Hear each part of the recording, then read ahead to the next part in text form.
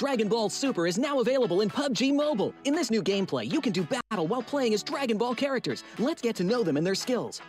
Son Goku's standard attack is a barrage of Kidan. Its damage output is reliable with an average rate of fire. It's crucial to find the right time to attack. In order to make this a bit easier, Son Goku's charged attack is a continuous Ki Blast, which can be charged up and fired to attack enemies. At the same time, Son Goku has a special movement skill, but this is great for mounting a surprise attack or to escape a dangerous situation. It can be stockpiled 3 times, allowing it to be used in quick succession. Get to know these moves and you'll be one step closer to victory. Similar to Goku, Vegeta's standard attack is also a barrage of Kidan. It has a faster rate of fire, but the Kidan travel a bit slower. It takes a bit of prediction to accurately hit enemies. However, Vegeta's charged attack fires a bunch of Kidan, which deals small area damage to the target. Vegeta charges up with energy when he hits enemies. Once fully charged, Vegeta can release all the stored energy at once to deal massive damage to an enemy.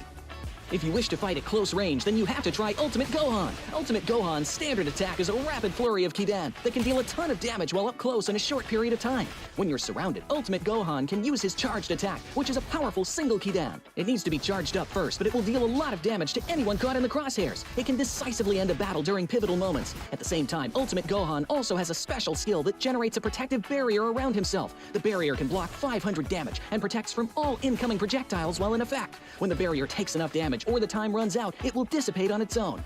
Piccolo's standard attack deals high sustained damage. Its damage even increases the more it hits in a row, which will really test your aim. Furthermore, Piccolo's charged attack can snipe enemies from a distance. He can zoom in for this powerful single-shot attack, leaving enemies with no place to hide. Even if you miss, it's no big deal. Piccolo's special skill is a powerful dash that can be used to close in on enemies, even those in the air. Another close-range fighter that's worth trying out is Frieza. His standard attack is an elongated Kidan that's easy to hit enemies with. Use his charged attack to throw a huge spherical Kidan. Positioning and timing are key. Frieza also has a special skill for controlling the battleground. Select a location and he will leap into the air. Then after a brief pause, smash at the location. It damages anyone that's hit and sends them flying. So that's a quick rundown on all the characters' moves. Come join the intense battle with Dragon Ball characters. PUBG Mobile version 2.7 will be available soon. Let's take a look at all the new content. The long-awaited Dragon Ball Super collaboration is officially here. We'll be bringing you 2 new game modes for this collaboration: Dragon Ball Super themed mode and Battle Royale Dragon Ball Super. Dragon Ball Super themed mode will be available in Erangel, Livik, and Sanhok. In this mode, we've incorporated Dragon Ball elements into the classic Battle Royale gameplay. All players will embark on a journey to find the Dragon Balls to summon Shenron. Collect the Dragon Balls scattered throughout the map. The team that gathers all 7 will be able to summon Shenron at the Shenron altar and make a wish to obtain powerful buffs. Maybe if you're super lucky, you'll get 3 wishes at once. During the journey of collecting the Dragon Balls, players will obtain a type of energy called Ki during the game. Players can use Ki to unleash famous Dragon Ball moves. Players can obtain the Kamehameha by picking it up. It equips to the pistol slot. After charging, it will release a continuous high-damage beam. Fukujutsu is another skill that can be picked up during a match. Players can use this skill to fly freely in the air and make quick tactical maneuvers. The Senzu Bean is a new recovery item that is incredibly effective. The Dragon Radar can display the location of Dragon Balls that haven't already been claimed by other players. It can help you collect the Dragon Balls more quickly. The Air Card can carry up to 3 players. It's easy to put away and has better performance than regular vehicles. Tenkaichi Budokai, Kame House, Korin Tower, Dragon Ball Village. These are some famous landmarks that will appear in the game. Call your friends and explore with them now. The collaboration this time even has a hidden challenge, named Dragon Ball Trial. Win consecutively in the themed mode for a chance to take on the challenge. After accepting the missions, the team has to follow the instructions and gather 7 Dragon Balls. During the process, your team's location will be exposed to other players.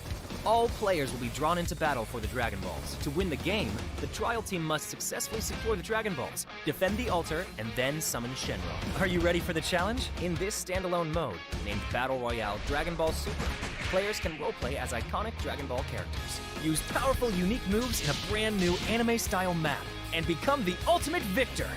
There are 5 Dragon Ball characters in this mode. They are Son Goku, Vegeta, Ultimate Gohan, Piccolo, and Frieza. Select your favorite fighter. Master their skills to suppress your enemies, and achieve victory in intense battles. In the new version, the new Ace-32 firearm will be made available on all maps. It uses 7.62mm ammo and has 6 attachment slots. What are you waiting for? Go try it out now. Furthermore, this update also includes a firearm attribute tag display. Newer players can go to their backpack to look at the tags of a firearm they've picked up to quickly grasp its characteristics. The new Cycle 5 Season 13 begins on July 18th. Be sure to stay tuned for the new season rewards. That's a wrap for the main new content of the upcoming version. For more information, be sure to follow our official PUBG Mobile community. Winner, winner, chicken dinner. See you next time.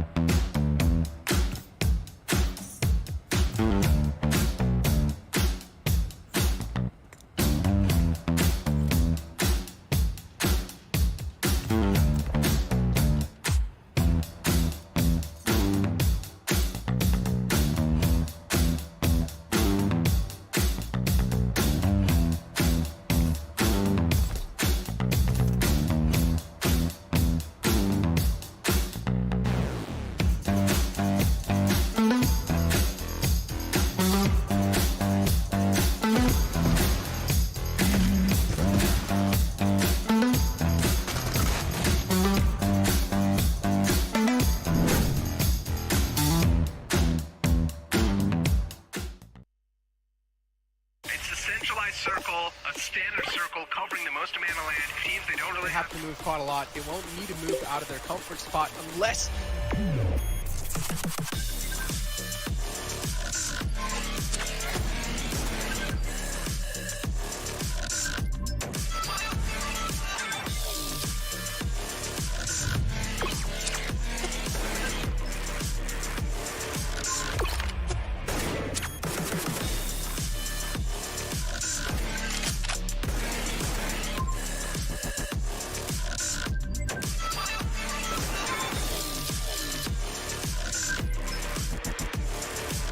Get ready, Pakistan.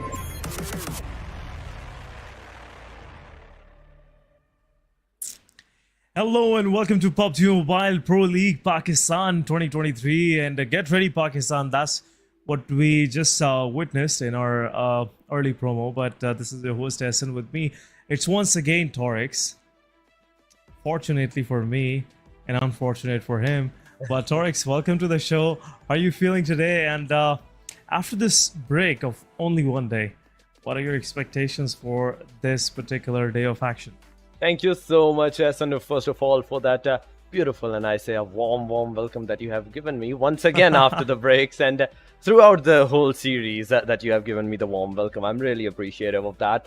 But yes, after this short segment of the break, we are once again back live. Now it's going back to back for next 3 days where the teams will be fighting against each other in a hustle, in fact, trying to overtake each other. And we saw in the last days, we saw on the day 2, week 2, that the top 3, they're on another league. But from the 4th onward to the 12th to 13th position, that is where the things are happening. That is where the changings are going to be made. Yeah, that's where the real change is going to happen. And again, Torix, thank you for pointing it out for all the audiences out there, because the top 3 are now somewhere close to each other. There could be a possible switching before the finals.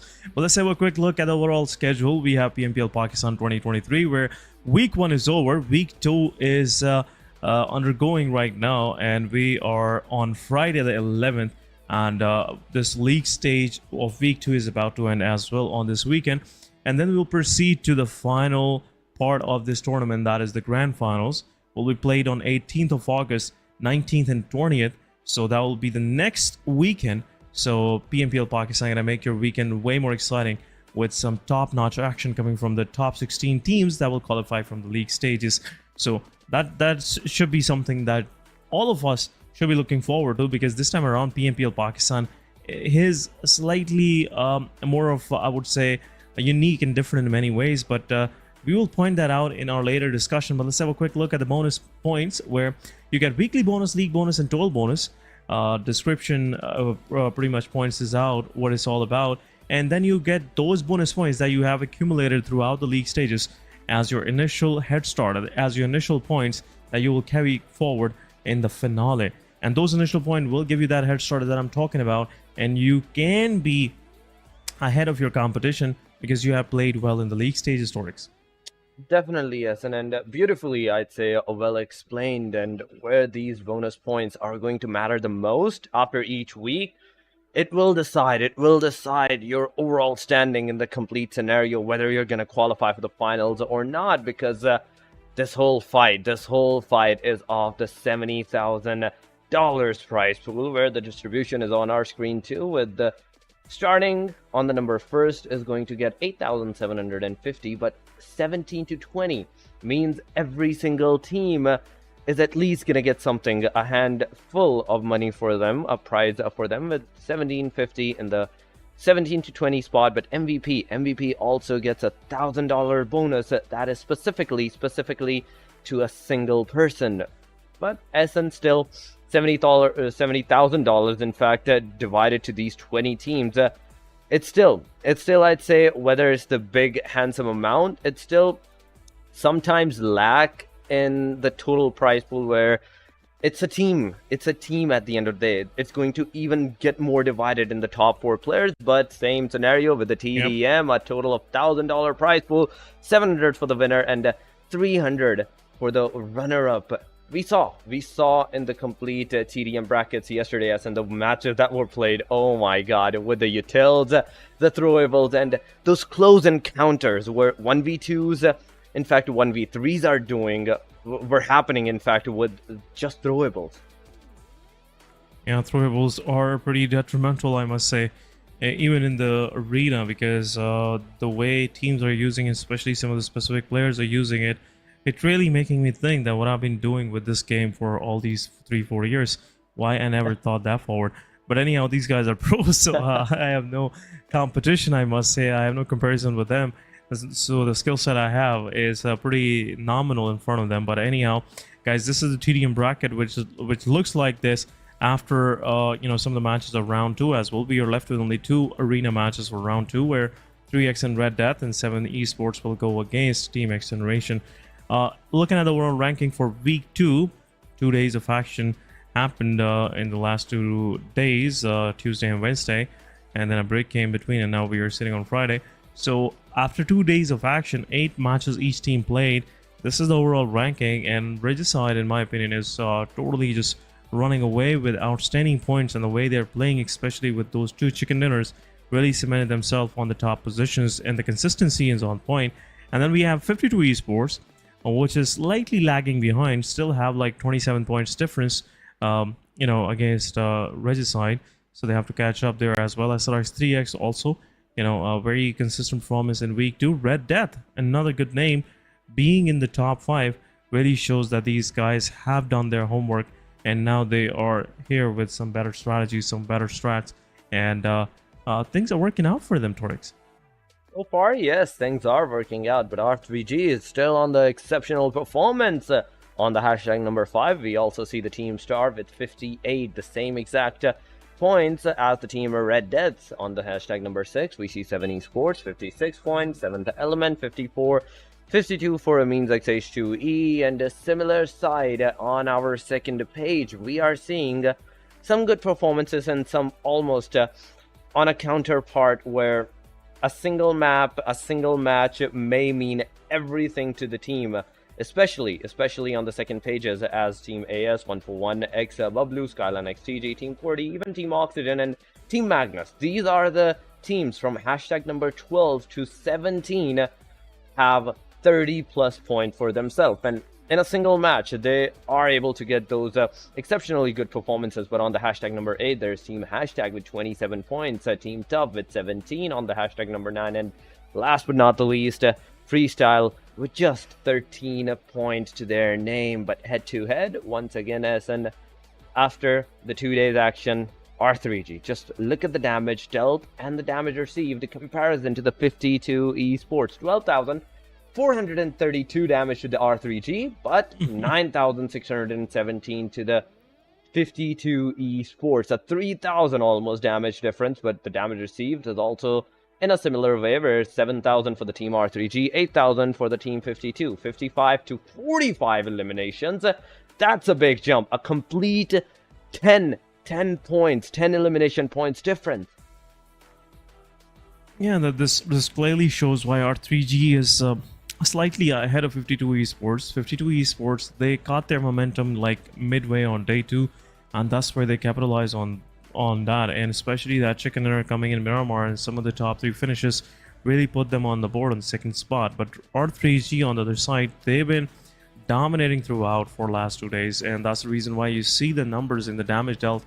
It clearly paints out that picture, Torix, that why R3G right now is one of those forces that are hard to reckon with, hard to actually fight against, and that's the reason why some of the lobby is kind of working to their way around R3G rather than going against R3G. And I'm really liking that, because first time around I'm seeing R3G really putting forward what these guys are really made of, because we previously used to see that some of the players of R3G, if I talk about the OG R3G, Johnny and Joker, those were the frontline assaulters, and they were, I would say, the 90% of the team, because the rest of the team was the brains. And the skill wise, these guys needed that brain support. But this time around, I'm not seeing much of the brain, but a lot of aggression coming in, and that aggression is really, bringing in the results, and that's what all of the R3G fans out there needed. Especially SN with the brains and the bronze working together, I'd say it makes the Hulk. It makes, in fact, the Hulk at that Absolutely. point. It makes the Hulk, but still, bronze working better for the team at this position. And I think with this momentum that they have, the momentum that they have set for themselves, it's going to work even more, because I'd say the initialization that they have done, it has been working with the bronze for them, and they should continue with it for the, I'd say exceptional performance that they can give out, because they are not looking on the other side. They're completely focusing on the one thing. But guys, today's schedule is a slight bit different from the rest 2 days that we saw. First match is in the Sanhok, second one will be in Erangel, third one once again in Erangel, then we will see a slight TDM match, but last 2 maps once again, S7en, it's going to be on the dry land, the Miramars, back to back. Back-to-back Miramar is definitely this visual makes me so excited because the way we are seeing these pairs of maps back to back, like 2 Erangels and then 2 Miramars, it's really gonna make things way interesting, because at the same time what I felt like is really gonna help some of these teams. Like for example, Team A gonna play 2 Erangels, this team's gonna play 2 Erangels, some of these will play 2 Miramars, and I'm seeing Group C will only play 1 Erangel. So they have a great opportunity, I must say, to actually get something going for themselves. But right now, let's go toward our match. Number 1 will be played on the Sanhok, guys. We are starting out on a kind of speedy pace, a gunslinger map where some of these players on our screens really like to be, and they love to actually play on Sanhok, because Sanhok gives them opportunity to just be themselves, just be in their real skin. And that's the reason why we see those kind of plays coming in this PMPL Pakistan as well. But this time around, I'm seeing QWERTY playing for QWERTY. It's been a while. We have QWERTY in action. Let's see if this time around QWERTY will be able to do those miraculous survivals that he is, pretty much known for. And would that help QWERTY any further? Because QWERTY being on the team will really give them that extra intel, which might be pretty helpful for the young lads, Freestyler and Voltrix. And let's see how the thing's gonna work out. But here we go. We are moving into our match number 1 for the day. It's Sanhok, day number 3, match 11 for this PMPL Pakistan week number 2. And as we are about to jump onto the onto the Sanhok, it clearly shows that my excitement is there, guys. My brain is working on a different speed, and actually my tongue is not going along with it.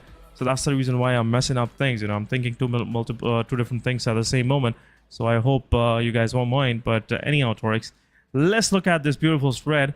And I'm pretty sure there will be no early contentions happening at this moment. I think that's a bad thing. Early contentions do need to happen. And in the Sanhok, it's a must. It's a must no matter what, because it's a 4x4 map. It's already a small map, and given the diameter of the map, given the diameter of the circle at the initial stage, teams do need to, I'd say, take the early aggression and secure their at least positions out of that circle. But we don't see that. But right now, outskirts of Pubgm, where Team QWERTY is, I can see a slight consistency of 2 teams, SRX3X and the Team QWERTY, alongside of each other. It will be a 2v1 in the favor of the Team QWERTY if the fight starts to happen. But where's the rest of the team SRX3X? That is a bigger question. But the circle, guys, circle S7en, look at that. A hard northern side, 40%, not even accessible. Hot then, Team Se7en Esports, they're in the safe. But 7th Element, right near the Camp Alpha Island, they have to make their way inside of that circle and maybe take the fight against the Team Se7en Esports. But aside from that, almost 60 to 70% of the teams are right now outside the circle. QWERTY and the Team SRX3X, it's finally happening. The early stage fight, it is there. Voltrix taking the initiative and the initial elimination against the Team SRX3X. Also, one of the player from the Team QWERTY is also down. That is Freestyler, and there we go. It is a struggle for both of the teams, because the fight has become once again an equilibrium, a 3 versus 3, but in the favor right now for the Team SRX3X, because from the back line there's another player. Nice is coming, but Voltrix is taken down right before Knight, and Knight secures the elimination, gets the second elimination. And now the position SRX3X was in, QWERTY is not even going to be close by towards that area, because we saw Team QWERTY taking somewhat of a drop near the boot camp. And they were pretty close to the boot camp. And I'm still curious to know that what just happened, why SRX3X are pretty outside on these riverside compounds, because we rarely see them here.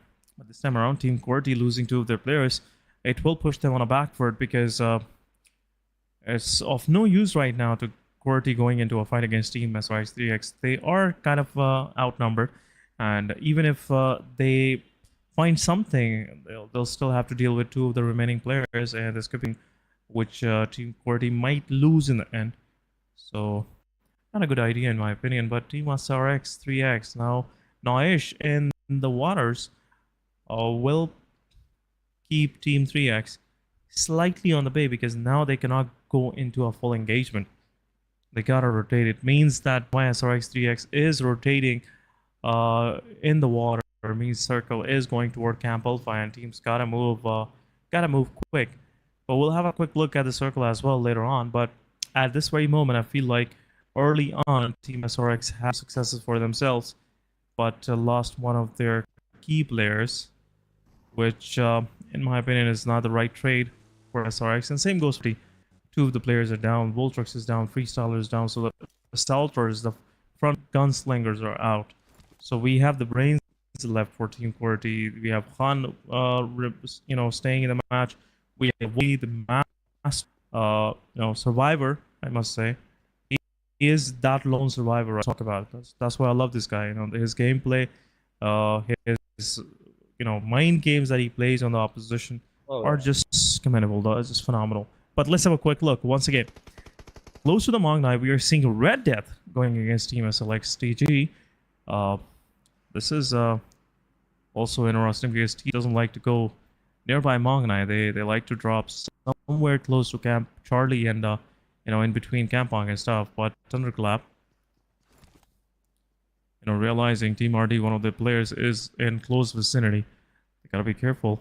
Thunderclap is on the heighted angle.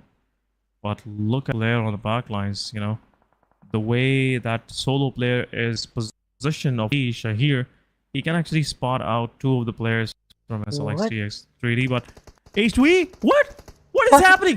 Where is this H2E coming from? Oh my goodness. This was not the right place to hang out with your buddy, and Team Amiz's H2E lost 2 of their players. Buzzet will take down a Zigsaw. Also Shahir giving a lot of damage to Thunderclap. Shahir takes down Thunderclap as well. Team TG is right now on the receiving end. 2 of the players of Team TG are down. This gives an entry to RD, and it will also put Wreck and Noob on a back foot. Team SLX TG gotta be careful. Button and confirm 1 elimination. Now it's a 2 versus 4. RD have a good position to themselves. Shahid is also closing in. Is knocked out. Destroys the last one standing. What is happening, Team RD? How they managed to do these kind of things? Still not with their players. Destroy hit position reveal. He will give some damage. We'll try to confirm. And he will go for the confirmation. Positive. And the last one standing. Team RD. RD. Things down for Team TG. TG getting eliminated early on. They got their name. 1 on Amin XH2E and 1 on RD. Buzzet, brother, you kind of did what was needed, but there should be a backup available for you. You shouldn't be get eliminated this way, but Team SLX is out. What was that fight? I'd say Amins were the one that were the key breaking moment for the team. RD at that time. SLX TG, they took the initiative to shoot at the car. The car did stop for a bit in the open area field, but RD, they did not even shot at the players until the Team SLX TG did, and that was where their positions were completely revealed to the Team RD. Not only Team RD took the initiative, secured at least a single elimination on the Team Amins XH2E, but also took down 2 of the key players of the Team SLX. That was the moment. Team SLX, a complete position, I'd say, was revealed out towards the players, but nonetheless, SLX were the one on the receiving end. But Amins H2E, they're still surviving with a single player, even though the 2 players that we saw early on getting eliminated, they were completely finished off. 1 elimination to the SLX, 1 for the Team RD, and in total, Team RD secured a total of 5 points because the complete squad of the Team SLX was also eliminated by them. But Amins XH2E, Maxi now being the last hope for the team, and everything from this point onward is completely on his shoulder. The survival, the fights, the securation of the position, and the rest of the things as well. But right now, Maxi's in a safe side because the circle has moved in the eastern region, where Cow is in the circle. Somewhat a northern side of the camp, Bravo is in the circle as well, and majority of the teams, I'd say almost 45% of the teams are inside of that circle. But 141 Bublu, Team QWERTY, they're still outside. They have to make their way. SRX3X, even though they were the one initiating on the Team QWERTY, they're in the circle right now. Magnus can hope to take the fight against it. Not just the Team Star, but the Team FS as well. But AS, what is going on with ASS? And look at that.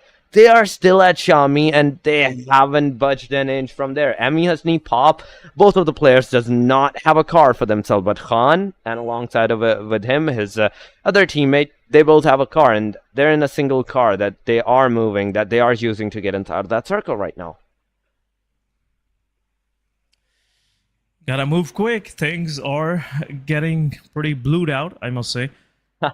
And if you don't get to the party on time, you're not gonna see the action. You're not gonna be a part of that action. But anyhow, it's their decision, and I feel like at this moment they are pretty much maybe thinking something out of the box right now. They want to do a late rotate. They don't want to get gate capped or something like that.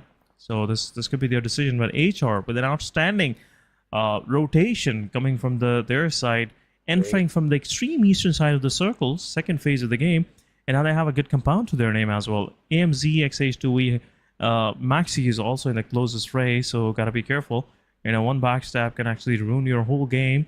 So that's where HR have to be careful as well. Freestyle Holding Starly are pushing inside the circle as well, and they have a good compound to their name as well.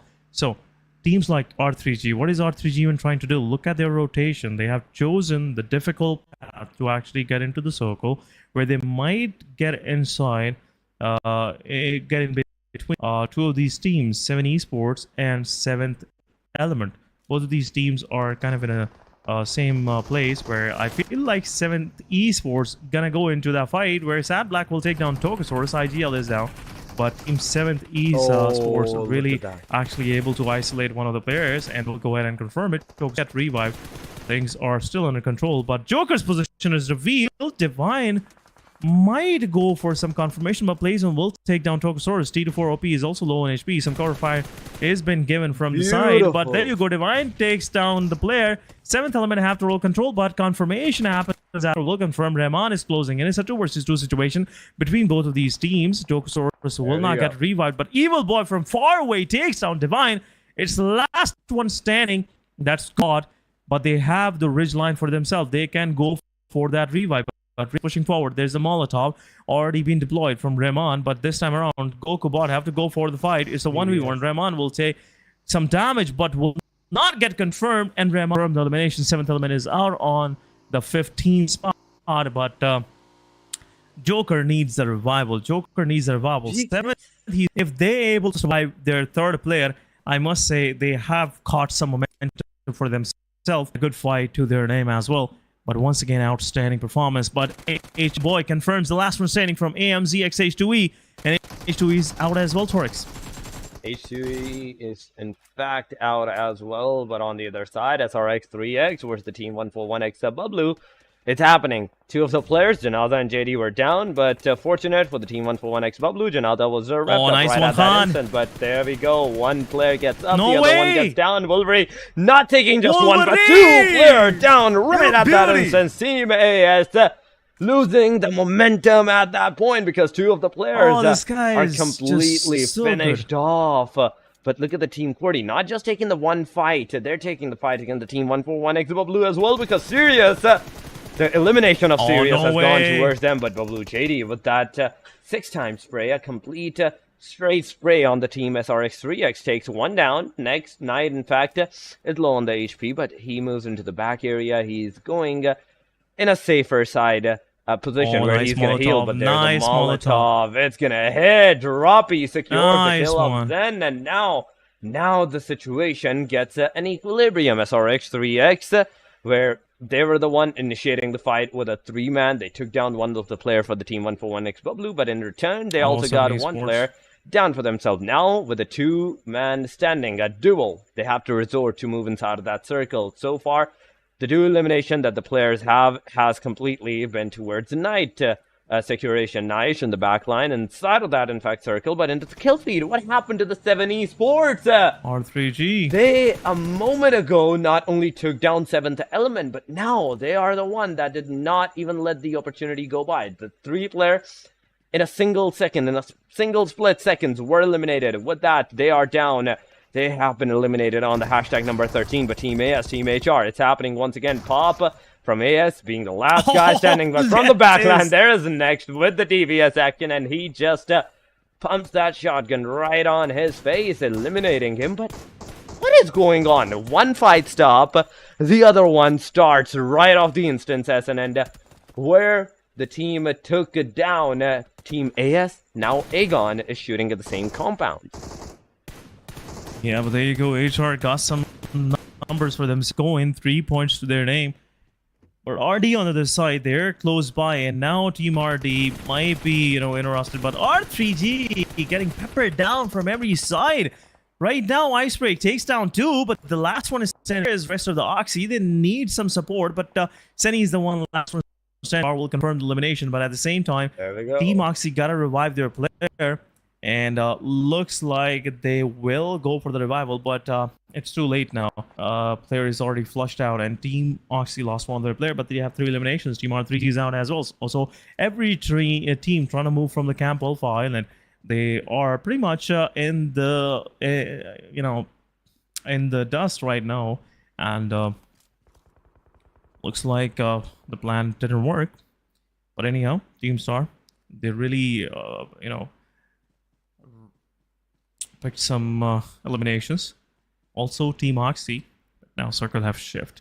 Circle has shift kind of more centralized, where Team QWERTY is on a good compound. Right, down their alley, we have MGS pretty, spread it out, which can actually backfire for them, because Star is really eyeing down on their position, and they could be like, being picked one by one. But anyhow, Team Aegon, they got the circle for themselves now. 2 of the players are outside, 2 of the players. But HR, they got a knock on Team Freestyle. What just happened? Freestyle, they were kind of more isolated, and Team HR is pushing onto these players. But anyhow, let's have a quick look how these things gonna work out. Team Freestyle, they have some neighbors coming in, and they takes one down, confirmed elimination. Romeo Boys in the back line, Steers get knocked out. Next we'll go for some more cover fire, but Molotov coming in, and this will give some time to the players of HR to actually revive their player. Last one standing for Freestyle, Zarbath, I believe Mr. Black it is, and Romeo Boys on the back line, and will actually take care of Black if he tries to overgress over Peak. But Romeo Boy have a position, he can be spotted out in the open, and could make things difficult for the team. But there you go, Team next. Well down. Romeo Boy low on HP will position himself at Molotov. Confirmation. What a fight from the side of HR. What a way to get the the circle for. But Romeo Boy gets knocked out as well in the process. Team gotta revive their fallen comrade, but Wolverine never misses his shots, and will confirm Romeo Boy HR down to 3 men standing. But they have 6 eliminations to their name. What is going on? What is going on? This is some of I would say I wasn't expecting this kind of faction out into the 3rd day of week 2, but right now I'm being met by so many surprises. It is a surprise, and I say it's a good surprise for the teams, because they are finally on the aggressive sides, and they know how to take the initiative. But what just happened? Zebian from the backline, Droppy was eliminated by the hand of Zebian. A single moment where, like, Droppy did not look at the right angle, the eastern angle. There was player, there were enemies at that area, and Team Magnus takes the initiative, eliminates 1 player. But in the kill feed, Team RD versus once again Team Oxy, and Aegon is happening for right now on our screen, where Uzum is receiving some kind of damage. But there we go, the grenades, the throwables, it's happening. The Utils Fulla can initially take another player down, but it's not gonna happen this time. Uzum with a Molotov, he's gonna throw it up. He's gonna make sure that it at least reaches clothesline towards the player. But no, everyone from the Team Oxy is right now saved. The 3-man that they are surviving with, they are all back on their feet. But Playzone takes Pegasus down, getting the elimination for the team HR. HR still surviving with a little of HP. 7 eliminations. There we go. 8 position and 7 elimination. They get eliminated by the Playzone. For right now, only the 7 top teams are surviving. Team Oxy, Team Aegon, straight in the face against each other face to face. But the fights that initialized a moment ago, it has came to a abrupt stop because the players, I think, no longer have the throwables in their hands. The throwables, the utils that they could have used against each other, they now not know where the teammates are, and they don't want to blindly throw their grenades at the opponents in hopes to get the knockout. That's a complete waste, and they know it. Aegon, with a man advantage against the Team Oxy, they can wait out for the circle, and as the Team Oxy moves inside of that circle, they will be the one to initiate the fights once again with M4 and Felix. And just look at that. He's ready. He's out in the complete open S, and he is ready to spot out anyone as soon as anyone shows him their face. Yep. It's an open but right the side of Oxy. Oxy is really making me surprised, but Uzum is in fray. Artie Shahir is there. Falak gives that peek to the player of Oxy. Hunter is low on HP, but there is some, following fire happening. Hunter gets knocked down, but Endless is trying to get something out of it, but right now he's not getting any success. Hunter needs a revival of the backlines. Oxy, Sav, DDM pushes forward, takes down Falak, but all of this there to mount, but the player's position is already revealed and looks like some utility will do the job, but he's still surviving. Hunter will get revived. Endless is there with the DPS in his hand, but another Molotov coming in. Sav DDM gets confirmed, but kill goes to Artie Big, man. Right in between the players of Aegon Excite. Artie confirms elimination, but Artie still 2-1 standing. They got some more damage to the player, but there you go in the open. Uzum is getting peppered on the face with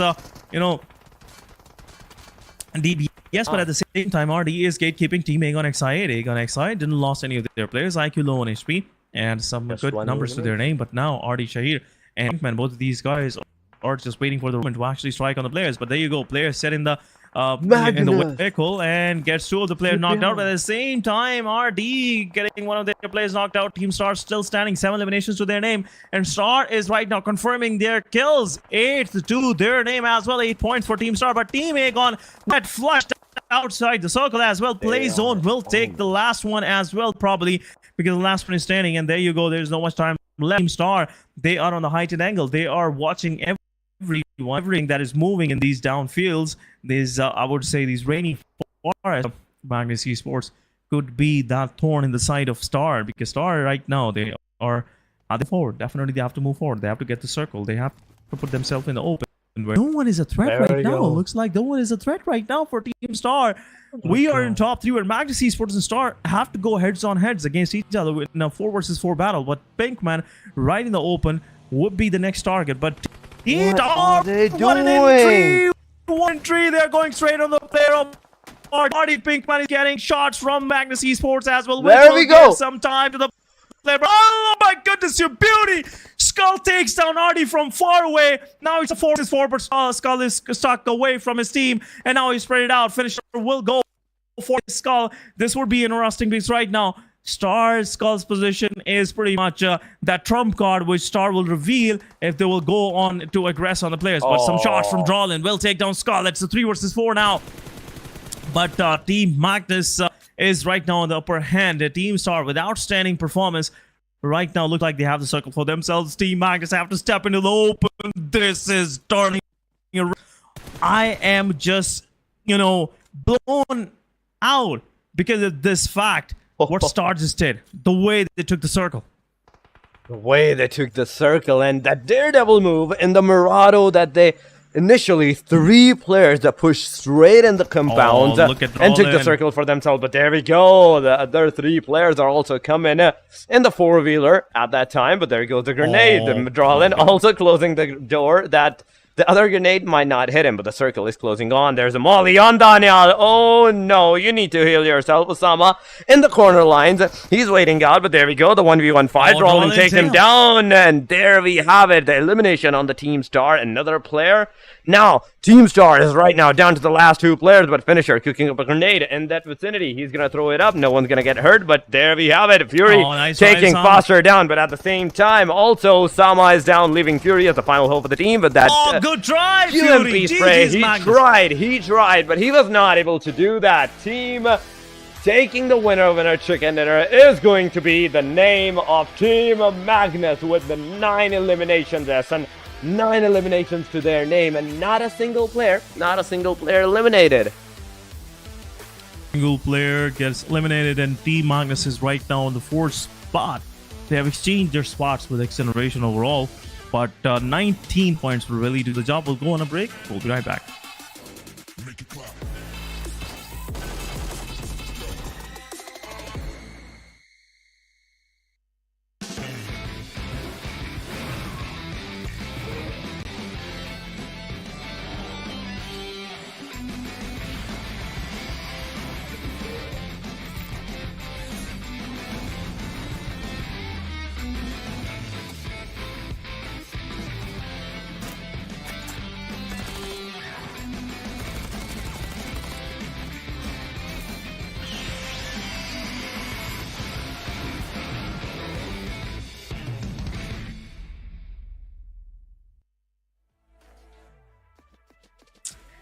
Welcome back, guys, after this short break. But what a Sanhok we just witnessed. It was full of aggression, full of, outstanding plays. And once again, starting out the day number 3 for this week, it really put up the bar up high here, because now I'm expecting some more action from these guys. But anyhow, welcome back to Oryx after this short break.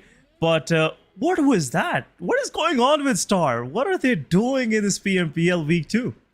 What are they doing in this? So PMPL Week 2, in fact, yes, and this is exactly my thought, because even like with the complete aggression that they showed, they were not able to get that winner chicken dinner, but still those elimination points, the elimination points that they still have managed to get for themselves, it's more than at least a double digit. I can say that for sure. Once again, but Team Magnus securing that winner chicken dinner, that crucial angle that they had against the Team Star, a single player, that was the key point. That was the key factor that they utilized for themselves. And after getting that initialization of the knock against the Team Star, they pushed with a complete squad on the rest of the players. They knew at that time that the Team Stars, the composition, the strategy that they had, it was completely broken, and they utilized it beautifully. Taking one down, rushing with a 3, using the utils to take down another one, making sure that in the process, not a single one of their players gets taken down, but it marks once again that who will be the MVP, because both of these teams were doing an outstanding performance, and let's move to the MVP, where it's going to be none other than Wolverine from the team QWERTY. QWERTY, we saw early stages, Wolverine aggression, QWERTY's aggression, it was great, but they also lost the momentum at that time, but still, nonetheless, even getting eliminated at the early stages, they managed to get 7 elimination, and look at the damage, just the damage, 1130. All thanks to this guy, 100% all thanks to this guy. The way he's doing the third parties, the way he's been responsible for the eliminations of the whole HR squad, and at the same time, the way he actually took those third-party eliminations on 1-for-1 while they were trying to fight against the players of 3x, it is quite phenomenal. This ability, even at the start of the match, I said I'm really excited that Wolverine is about to play for this particular match, and really it makes me think every time this guy make these kind of plays, that is he still viable in this new meta. And he always shut me down with these kind of performances, And I would definitely say Team QWERTY needs a Wolverine in their roster, so Team QWERTY can actually get these kind of numbers for themselves. But right now, looking at the match ranking, we have Magnus with 19, Team Star with 9 eliminations, 6 placement points. So a good start to their day, 15 points to start with. So they have something to actually build upon. RD on the other side, another consistent performance, 13 points to their aim as well. So they finished on the third spot. Team QWERTY, they got finished slightly earlier, but they had 9 eliminations, That's outstanding. And 7 of those came from the single guy, Wolverine, my buddy. So yeah, outstanding performance once again. But on the second page, there's nothing much left. So you don't expect much of the numbers going to any of these teams. They've been mostly the victims of the situations, and we saw them getting eliminated early on. 7th Esports, 7th Element, Regicide, Team TG, Team 14X Pablo, AS, Amines, they were just hanging out at the wrong place, Maybe they didn't get the permit or something like that. But, the authorities were quite angry on that. The way TG and RD were like, what are you doing in between Even our fight? SLX. What is this nonsense? Yeah, even SLX was like, what? What is going on? Are these guys on a picnic or something? But yeah, sure, that was the whole deal. Amazed they didn't get the right hint what was going on.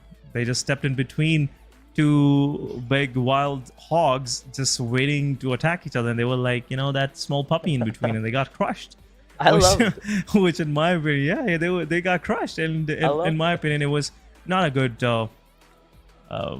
match for them. But anyhow, first match started with a banger, and Torix, it's going uphill from now here. It's going uphill from now here, but I still have to add up on the Amines XH2E's performance. They even stopped for a moment. Don't tell me you have some jokes for them.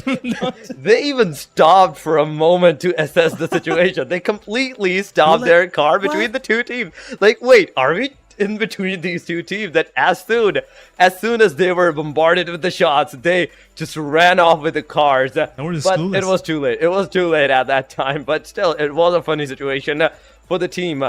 Assessing the situation to stop at a single time using your eyes to look around, it was funny at that time. But still, the first match nonetheless, Sanhok is done and dusted, guys. Now the 2 matches will be of Erangel, and Erangel, it is going to be played by the teams, and we have to see the groups. So we have to once again see the groups, because Group E and the first time we saw were on the benches, but right now Group D will be on the benches, where E will be playing against the team A, B, and C. But this is the first Erangel. Second one, once again, will be C on the benches. Slowly and steadily, 2 Erangels back to back will give some momentum SN to the Group A, B, and E, in fact, because they will be playing that consecutively. They're not going to take a break on the Erangel, and they will have a better chance, if not in the first Erangel, but on the second one. Definitely they'll have better chance. But as Group D not playing in this Erangel, we'll be seeing 2 of the top contenders from the previous match not in action once again. That's Magnus Esports and RT. But we have Freestyle and Oxy as well. Oxy, I would say, they really put up a great fight against Team Egg on side. They were slightly unlucky, I must say, because they were trying to get into the circle. They were trying to push against the blue. So yeah, this was something, which was kind of a pressure point, which didn't work out well for them. But anyhow, Oxygen, they are really improving in these coming days, and I'm really liking the way they're playing. But anyhow, guys, we are stepping into our match number 2, where, as we said, Group D is not playing.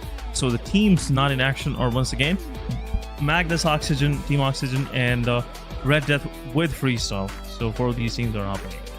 Here we go. Our players are ready on screen, and I'm pretty sure Torix is ready as well. I am in fact, yes, ready for that action once again, because took you some time to answer that. Yeah, definitely. I was assessing the situation like the Erangel, it's Erangel. Should I answer it or not, or should I let you continue? But yeah, nonetheless, it's Erangel, and my first thought about Erangel is that which teams will have the upper edge and which team will be favored by the circle, because it's 3 total islands, the northern island, the military island, and the main island, and wherever the circle goes, the teams must have to follow. But guys, we are once again back on the match. The plane has taken its flight, and going from the Primorx area, a hard southwestern side, towards the northeastern angle, a completely mid bisection, a diagonal bisection, SN, of this plane line. But given the situation of this plane line, the teams will have the, I'd say, an easy way of going eastern regions and the northern regions. But southern, a south, in fact, not western region, but southeastern regions, they are somewhat in the bad scenarios for the teams where they like to go toward the farm, the Novoruknoy, the Milta, or even the Milta power plant. I think it's going to be slightly tricky for those teams, but anyhow, we're going to see how they will actually make their way in, because right now it's no big deal, in my opinion, to actually not getting to your drop location if they're on the extreme eastern side of the map, which is again not a big problem because the vehicles are available, and if you have some plans according to this this plane line, it's really gonna help. But anyhow, look at this. Look at this right now. The things why I'm laughing at is I actually saw what was about to happen slightly a seconds ago on our map feed. But this is an atrocity. This happened to all of those teams who thought that maybe Circle will go towards the upper northern side, northeastern side, but this time around is going opposite, and is QWERTY south side of hospital, most part of the Got, and clipping out half of the Pachinki. Also Perry is in there, so a very interesting circle, I must say. Most of these teams gotta be careful, but Se7en Esports, they're going against Team Star. Both of these teams are trying their luck against each other, but Rahman gets some fires from Skull. He was holding a position up top the house, but still they've somewhat pushed Se7en Esports on the edge of Se7en, where Team Star can hold all positions for quite some time and can make rest. Two of the players can actually hold on to the whole Se7en Esports, and players actually go for the loot. That's what Daniel is doing right now. Skull is finding some better weaponry for himself, but they have to be careful. They cannot afford any mistakes. Right now, the players from Star or either from Se7en Esports, both of them are isolated. They cannot get the revive, so have to be careful. They have to be extra cautious. What is Sad Black trying to even do? I guess he's going for that vehicle available on the road, going towards shooting range. So still another situation where staying in the open can really actually backfire.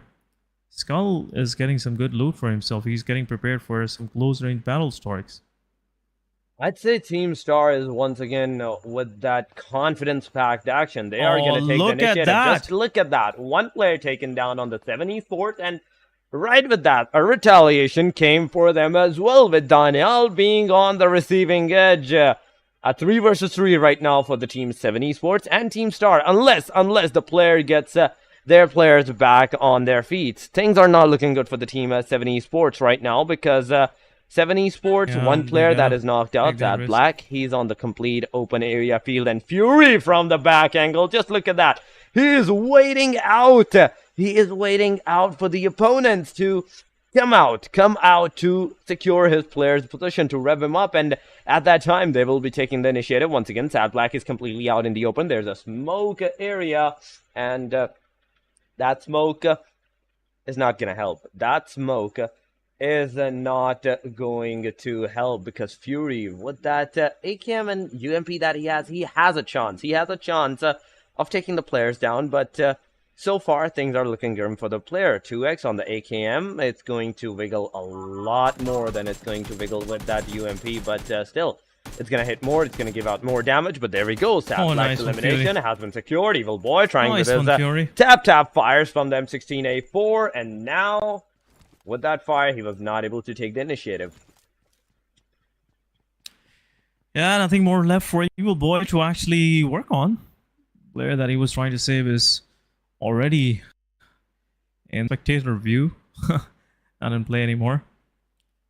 But Se7en Esports now they are a little more cautious because they know they are being watched from an alternate angle as well, where care is much needed.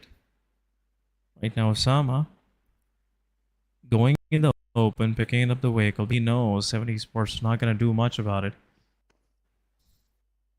Just want to punish the players of Star that are holding into the city. So looks like two of the players from Star are going to retreat. Another good move coming from Star. I just can't wrap my head around this fact that this is the same Star we used to see last week. I can't. Somewhat, it is very difficult for me to make myself believe that this is the same Star. Oh. The amount of improvement that these guys have shown in the last 3 to 4 days, it is really making me, think about this, that how far our team can actually improve or go within just 2 days or 3 days. But anyhow, so far they're doing well. They're doing absolutely amazing. They are. But right now, realizing Blue Zone is, on their back. Gotta be careful. Team Star, they're moving out. They will start their rotation in a moment. Donnell is there waiting for his teammates. Fury will also, go for a vehicle. And there you go. Probably Sama will go for a vehicle. But they're not gonna provide anything to the players of Se7en Esports. They punctured one of the vehicles out in the outside of Se7en as well. HR at the same time is on the move. They are also passing by, and probably they will enter from the North Shore into the circle. Hospital is pretty much open. Team Tough, they have already situated themselves down south, slightly more western, I must say, on the west coast of the Erangel. So right now there is no immediate threats for 52 Esports, HR, Star, Team Star to actually, deal with. So it will be an easy rotation for most of these teams. But what is happening on the teams that are trying to move through the school? That's the big question, Torix. That is a big question because there's a lot of clusters that is forming up, not just inside of that circle, but even outside right now. In the school, there's Team AS and Team the Means XH2E. Close line to each other. They might have a chance to take the initiative against each other, but Team HR, Team Se7en Esports, and even the Team 52 Esports, they are completely where Romeo Boy is super close to the Team 52 Esports and Team Star. There's Tears and Jokey Boy close line to the Se7en Esports. But Circle is going to take another shift, and if it goes towards eastern, western region, it will be a hard one, but no. It goes on northwestern side. Gutka is in the circle right now, and all the teams that were at the shoreline, Team Tough, Team SLX, Team HT, in fact, and even the Team 7th Element, now they have to change their direction, go back north from where they came from, and inside of that circle, they have to take the fight, take the engagement against each other. But outside of the circle, I'm still seeing 52, Team HR, and Team Star might be facing against each other. But Aegon, look at that. Just easily, without any difficulties, they have not only taken their rotation out from that bridge of the military base, but they're also going to be in the safer side. But Team Star and 52, I cannot say the same thing for these two teams. All good shot from the hacker. Team Star, one of the players is knocked out, and this marks the end of this player. I believe that was Fury, because no one will be able to come for the revival, and yeah, hacker will follow up and will confirm the elimination as well. This could be I would say Fury wasn't expecting this happening to him. The player was already aiming on the driver's seat for this buggy, so it was a good one. But once again, 52 Esports and Team Star, both of them are kind of more focused toward each other, because now they know that they have someone around. gotta be careful. But this will give some time to the players so far to actually move into the circle from the Georgia Pole Bridge. What a nice rotation coming from the side of Romeo. They have the whole northern side open in front of them. So it could be a good survival coming from the side of Star, Team 52 Esports, Team AMZ H2E, and also Se7en Esports. They're also trying to get in slightly late, but this will do the job. Not a big problem. For our 3G, they are just close by to Team 7th Element, down south, north of the QWERTY. But in my opinion, both of these teams have to move at some point. Because Circle not going to stay here. Circle might go slightly more northern. Yep. Definitely. So far, and just look at the stage of the Circle and the surviving teams. Not a single team so far has been eliminated. And we saw the radius. We saw the radius of the Circle. It was super small. Oh, yes. Another Circle radius means this place is going to be even more contested, and 16 teams, no matter, even right now, they cannot survive inside of that circle. Some of the teams, because of that, are still staying outside of the circle, because looking, for example, is Team HR and Team Se7en Esports. But nonetheless, the rest of the 14 teams are in a safer side. Even if they're close by, they're not taking the fight initiative. But Flanky, 1v60, in fact, he's ready for the 1v60 with the grenade that in his hand. He's going to throw it up right at the face of the Team SLX players. But will it hit? Will it hit? This is going to be the major question, because it does.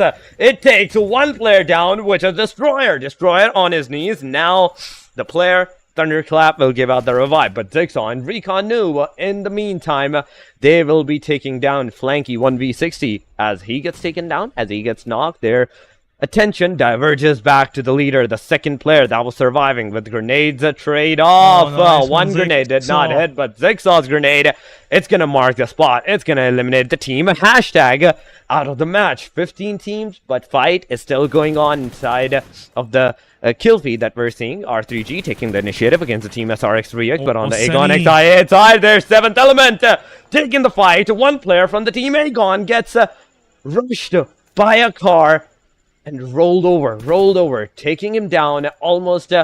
Right now, IQS being the guy that is almost on the verge of being eliminated, but Felix takes down 2. He takes the securation of the elimination, but Fuluk location is revealed out because he's even in the car. He's reviving himself right in the face of the knockout player, and T24OP using that momentum from his player. He takes down not just one, but 2. Aegon is out of the match by just getting a single elimination. 7th Element has done it.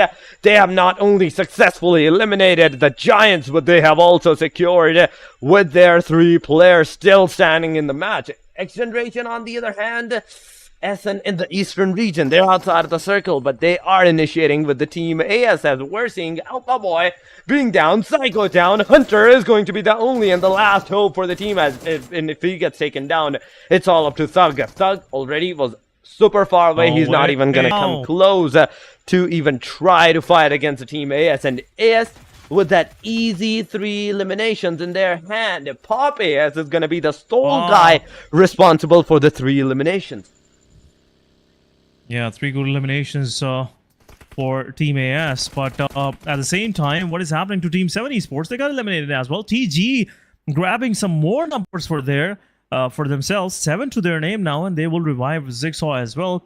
So they're pretty much taking care of everything right now, and they have a good position for themselves in this. But Joki will go ahead of his team, trying a good position for his team to actually capture. Right now, this whole favor Team Star is in a good position in the circle as well. Circle has shifted slightly toward more of a northern side, where Team 52 Esports, Team Star, and H are the only one in Team Tough trying to find something on the edge as well. And they have a good compound to their name. But Team TG, they spotted out Edgar, and some good sprays coming from them right now, trying to make things slightly messy for Team Tough. But at this very moment, I feel like teams that are left down south will have a hard time getting into the circle, because it's pretty much, locked by all of these teams on the edges. Team AS, after winning a good fight against Team XGeneration, a long rotation is waiting for them. But Team HR, what is going on there in their mind? I am still curious, because the way they're taking this huge split, it can be something will reward them a lot. By the same time, it can really backfire as well. But in the kill feed, R3G Nokia will confirm 3-4 OPs down to the last man standing. 4 eliminations to their name. What a fight against Team AGXI8. The moment Ghost peeked from the side of that shack, it was already over. 3-4 OP with an outstanding headshot right away, confirming the elimination to his name. But at the same time, in the kill feed, Team Amines going against Team AS, as AS was trying to push forward. AS is losing players. Hustling goes in, takes down JD. Amines are down to 2-man standing, but AS is also in a favored position. They have 3 of their players that are remaining. Pop with 3 eliminations, Hustling with 1. Now Amines have to be careful, because this 3 versus 2 can actually go against them. It will. It might, in fact, because Amines XH2E, they were the one that took down one of the player from the Team AS, and they can do it once again. Rahman, Rex together, the throwables that Amines XH2E have, and judging from their previous match, they have the potential. I have to say that, as in they have the potential in them to take the fights. But there we go, another grenades. It might have marked the knockout on 2 of the players, but no, the players were lucky enough to not be in the compound. But Rex is being pushed on. There comes the grenade. It will do a splash damage on the player, but Rex, can you make sure that you stay in the safe side? But in the kill feed, there is Team QWERTY versus the R3G. It happened. It conquered. Team R3G being taken down, and Bulbury being the guy, being the MVP still from that fight onward. He's making the debut once again, but on the other side, Team Pop. Team AS, in fact, has lost one another player. That is Pop right now. Amy Husney is on his knees as well. Mithy being the final player against the Team Amines XH2E. It's a 1v1 right now, but Mithy coming to the rescue. No one is going to interrupt that, because Rahman is that far away. 18 seconds before the circle even closes on, and the 5th stage even be made. 11 total teams, 30 players in the match, and 10 seconds for the circle to be made. I'm more curious as in what the next radius is going to procure for the teams. But Ultrax, what have you done? You jumped out of the car in an, I'd say, fast vehicle. You were trying to go somewhere, but surely you were stopped by a Team Tough because of that. You jumped, you got knocked out, and now you are no longer into the game. Team QWERTY surviving a 2 of the player. Still, there's 10 teams, and the circle shift has somewhat gone a southern region, because judging from the mini-map, we can see the south side contestation is still viable for the team SLXTG, Team HR, and even the Team Tough that are together in a 3-way deadlock. There is even the 4th team, that was QWERTY, that can make their debut here. Yeah, QWERTY can actually get into where Team Tough and Team TG, they're all trying to find a way inside the circle. Team A have set up the gatekeep for the Team TG. Yeah, the Team TG is in the open. They cannot actually, just park their vehicles there, because the way Team HR is holding on to their position, it can really make it difficult for Team TG to play from. But Team Tough, they will also trying to move on their back, and right now looks like it's a battle of trying to find a way in. No luck so far. Team TG is most of their players are on the way. I don't know what they're thinking, but good smoke line from HR. Romeo Boy holding on to his position. 70 Tokusaurus pretty far back right now. TG trying to find their way in with some utility. Joki is there. He will give some damage, but there's some cover fire been given from the back. HR is being contested now. Team is on the edges, but Joki with some utility takes down Zigsaw to half HP. Now Joki have a good place to play from, but right now smokes are about. But Team HR, what is Tier thinking at this very moment? Because Ryu can really make things difficult for Joki in the center. HRTs have to be careful. Allowed Recon Noob to actually go for that knock, but one smoke being deployed. Joki still have the vehicle cover for himself. But one more smoke. Smokes are really giving no intel to the players of Team TG. Romeo Boy trying to find something where he can provide his team. But right now, team has made their way into the circle. They are pretty close by. But there you go. Turnerclap pushes in. Going straight on to Joki. Joki can take one of the players down, but next and the other player is there. There you go. Joki strikes one, also low on HP, lays down in the smoke.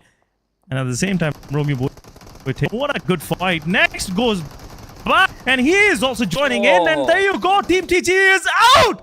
What is going on? Team HR, the way they took that fight, it really shows there is something in HR which we haven't seen before, and now HR is showing off.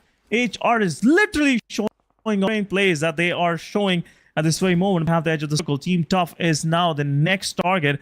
Team Tough have some low numbers. It's 4 versus 2 now. Demotivators are also getting some damage from the blue zone. Joki will heal himself. There's a lot of loot available for the players of HR, and they will be ready for the fight once again. They are in top 8. Team HR with 4 eliminations, but 1 from Demotivated Search takes down Joki. It's a 3 versus 2 now. Team Tough have to be careful. One more nade coming in. Romeo Boy low on HP, had to reposition himself. Tier is on the flanking angle, but Star Osama joins in. 3 of the players from HR are down. Demotivated Search take down Romeo. Team Tough is now in shambles. Look.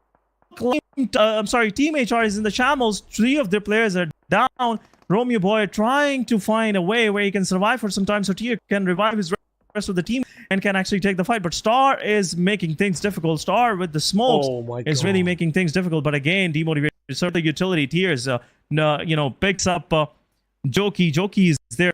Smokes are on the backline. Romeo is still waiting for that revival. But if will that, I must say HR is gonna wipe out the existence of Team Tough from this match.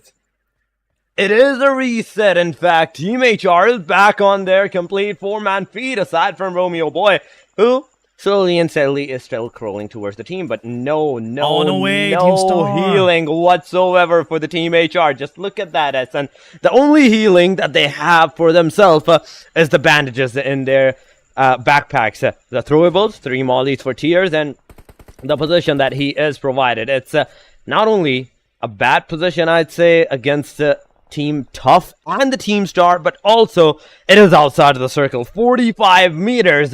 You still have to move inside, but into the kill feed. 7th element, the last guy is still surviving, is making its debut, taking down more players. But the DBS action in his hand next. Joki Boy together with the utils against Edgar, but no shots have been attached with Demotivated Sir against Team HR next. They are taking the initiative. They are taking the fight with Demotivated Sir using the predictive spray. It's not going to happen because from the back line, there comes the nade from HR next, and it takes down one of the Team Toughest players. Edgar is the last guy, but the Team HR, they're not going to survive in that vicinity. They're going to be eliminated. Osama took down at least one player. Edgar confirms Salman also did a lot of damage, but Team Tough, the solo player that was surviving, has done its job, has made sure that the team thrives and the Team HR goes back to the lobby. Team 52 Esports, and now they're on the receiving end. They're receiving a lot of damage because Salman is down on his knees. Hackers in the back line, no way of saving Salman. Team 52. 3 players that were surviving, all 3 of them in a complete different position. Team Star, on the other hand, they're in the same vicinity as 2 players together, 1 player in a different vicinity. Bablu Droppy secures the kill of the Team 52 Esports Salman, now Hacker, and the Team 52 Esports other player. It's going to be all up for that. Hassan, in fact, on the right side. He has to make sure that that angle, crucial to him, takes down at least 2 of the team players of the Team 141 next Bablu. Yeah, Joker is there in the backlines right now. Team 52 Esports, they have made their spread pretty wide and open, and it really costed them 1 more player. Now 52 Esports, Hassan and Hacker are the only ones standing, but right now, Team 141, they have the southern side of the circle to their name. Team QWERTY on the backlines. Han and Freestyle are the only ones surviving. Janaza is the one holding on to their position, but right now looks like they're interested in getting into the fight and want to wipe out players remaining from Team QWERTY. They just want to clear out their backline so they can actually take the fight, on the other fronts, which in my opinion are very strongly held by Team Star right now. 3 of the players from Team Star are holding on to this. This is not the same Star. Again, I must say this is not the same Star that I used to see. The way they're taking those split, the way they're doing those third parties is really making me a fan as well. But right now, QWERTY Khan and Freestyler slowly and steadily trying to close in that spread that they have. Khan have the edge of the circle to his name, but Tough Edgar is a thorn in the side, I must say. He can make things difficult, but in the kill feed, Daniel takes down Hacker. Right in between them, 52 Esports. Now left with last man standing. Hassan will also get confirmed by Osama. It's over for 2 Esports. 6 eliminations with the name of QWERTY, but Team Star is really racking up some good numbers for their name. 4 versus 3 now. Team Star going against Team Bablu. Bablu JD takes down Khan with a mullet. At the same time, Osama takes down Janaza. Team 141 down to 3 men now. Tough on that off angle. Edgar, the solo survivor. Oh, there we go. The final one standing for Team QWERTY. It's over. Down to top 3 we are. Tough with 1 man standing. Team Star with 3 men. Pushing. But 141 will heal up. Res up their player. But there you go. Star is pushing forward. Will give some time to the player. But Skull goes in. Might get knocked out and will get knocked out. But at the same time, Sirius will get a lot of damage. One of the players from Team Bablu is out, but there you go. Sama takes down another one. It's a 2 versus 2 versus 1. But Bablu, they have to revive Sirius right now. Osama and Daniel, they are spread out, but Osama gets spotted out. Tough Edgar really making some more spicy for Team 141 Bablu because they're going to love it. Team Star had a total control on the southern zone. Edgar really playing that backstabber role and takes down Osama. Team Star now down to last man standing, and it really attracted much of the attention of Team Bablu toward the player of Team Tough. And now as Team Tough would have been finishing off on the 2nd spot, now will get probably 3rd spot if Daniel didn't get spotted out. For Star, once again, consistent performance from their side. Circle is in the center. No one have the circle except Bablu J, but still have to travel 10 minutes. I'm sorry, 10 more meters. Not 10 minutes. I was just watching out the numbers as well. 55 more seconds. Edgar reposition himself behind that small tree. Look at that. Daniel slowly and steadily making his way in. Well, there will be something interesting we're going to see this time around. It's a 3 versus 1. Edgar will give his elimination point and will be taken out by the play zone on the 3rd spot. It's down to 1 versus 3. We're Star with 7 eliminations to their name. If Daniel can confirm 1 more, it will be an interesting match, I must say. They would get 14 points to their name. Once again, consistency at its peak. Team Star doing wonders right now. They're doing wonders. They are, in fact. But there comes a car. Clothesline to Daniel. But he takes one down. Janaza is on his knees. The other players come in for that elimination. But no, as he shows out Sirius. There comes a backfire from the player. And it's over. It's a wrap. It's a wrap for the Team 141 Bablu. They not only secured the eliminations that they have for themselves, 6 eliminations in total, but also the winner chicken dinner with 3 men still standing in the game. A total of 16 points and 1800 damage to their name. Overall ranking goes a jump to the hashtag number 9. Now they are once again on top of that 2nd page, but still 1 more match and it can happen and they will move to the 1st page. But guys, we will have to go on a short break. We will be right back.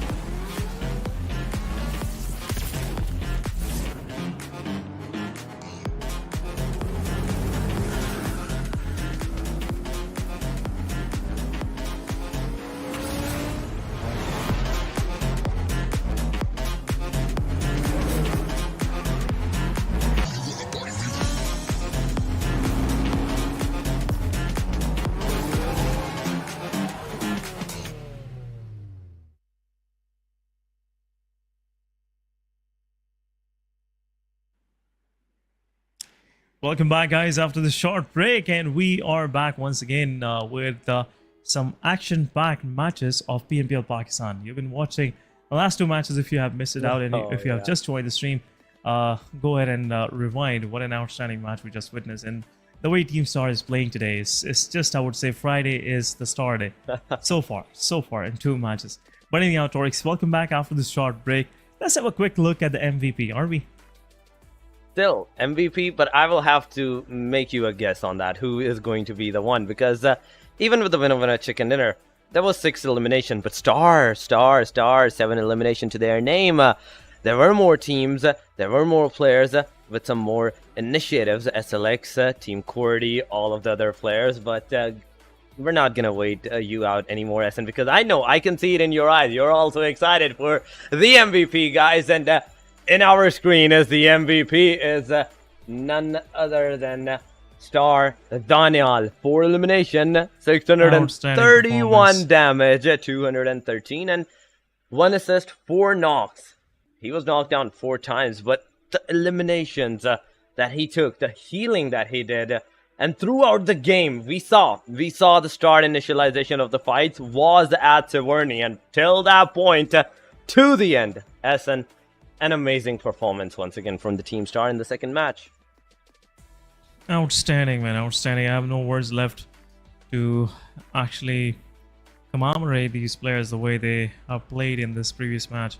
Consistency on its peak, I must say. The way Team R3G was playing in 2 days of this week, first 2 days of this week, Team Star is kind of replicating that same points in every match now. Outstanding performance. Top players on our screen, we have Osama once again also featured with 3 eliminations to his name, 472 damage.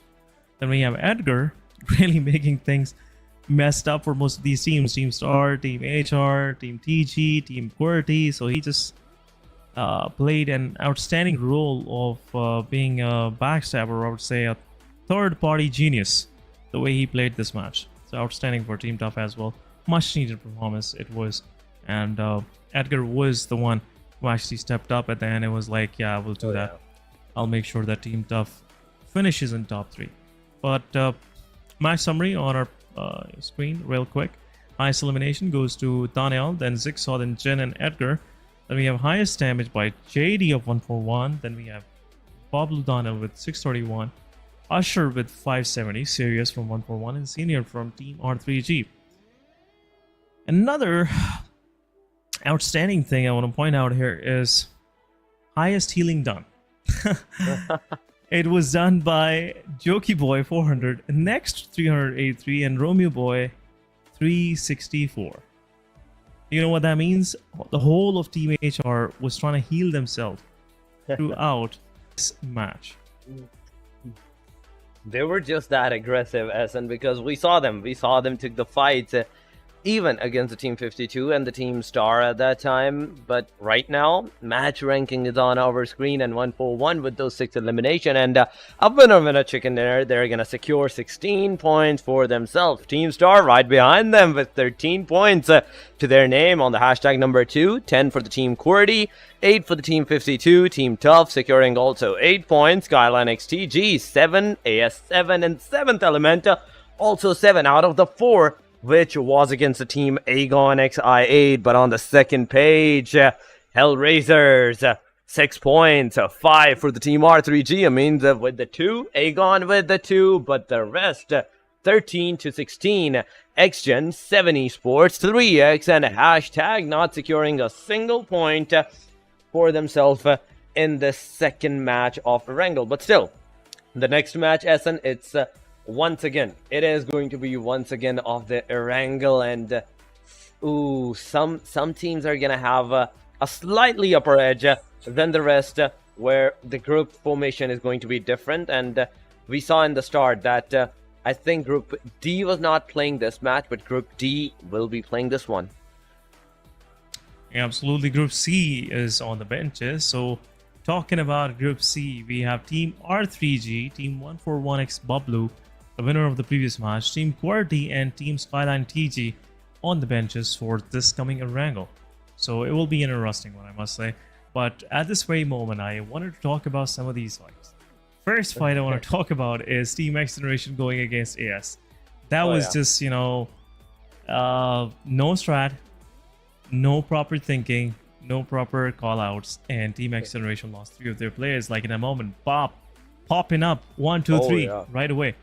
And then the way Team TG and HR had that fight in that open area, and as we were talking through the match as well, I don't know what Jokey Boy was thinking while holding on to that dip, and that's what they were thinking. They knew that Team TG and Team Tough really going to contest, but the fight between TG and HR gave some time to Tough to reposition in a better way, so they won't be, you know, actually bothered for some time, so they can actually have a better positioning. And then onward, we saw that utility, war, and also third party coming from the side of Star really made things hard for Team HR to actually progress in the circle in the further matches.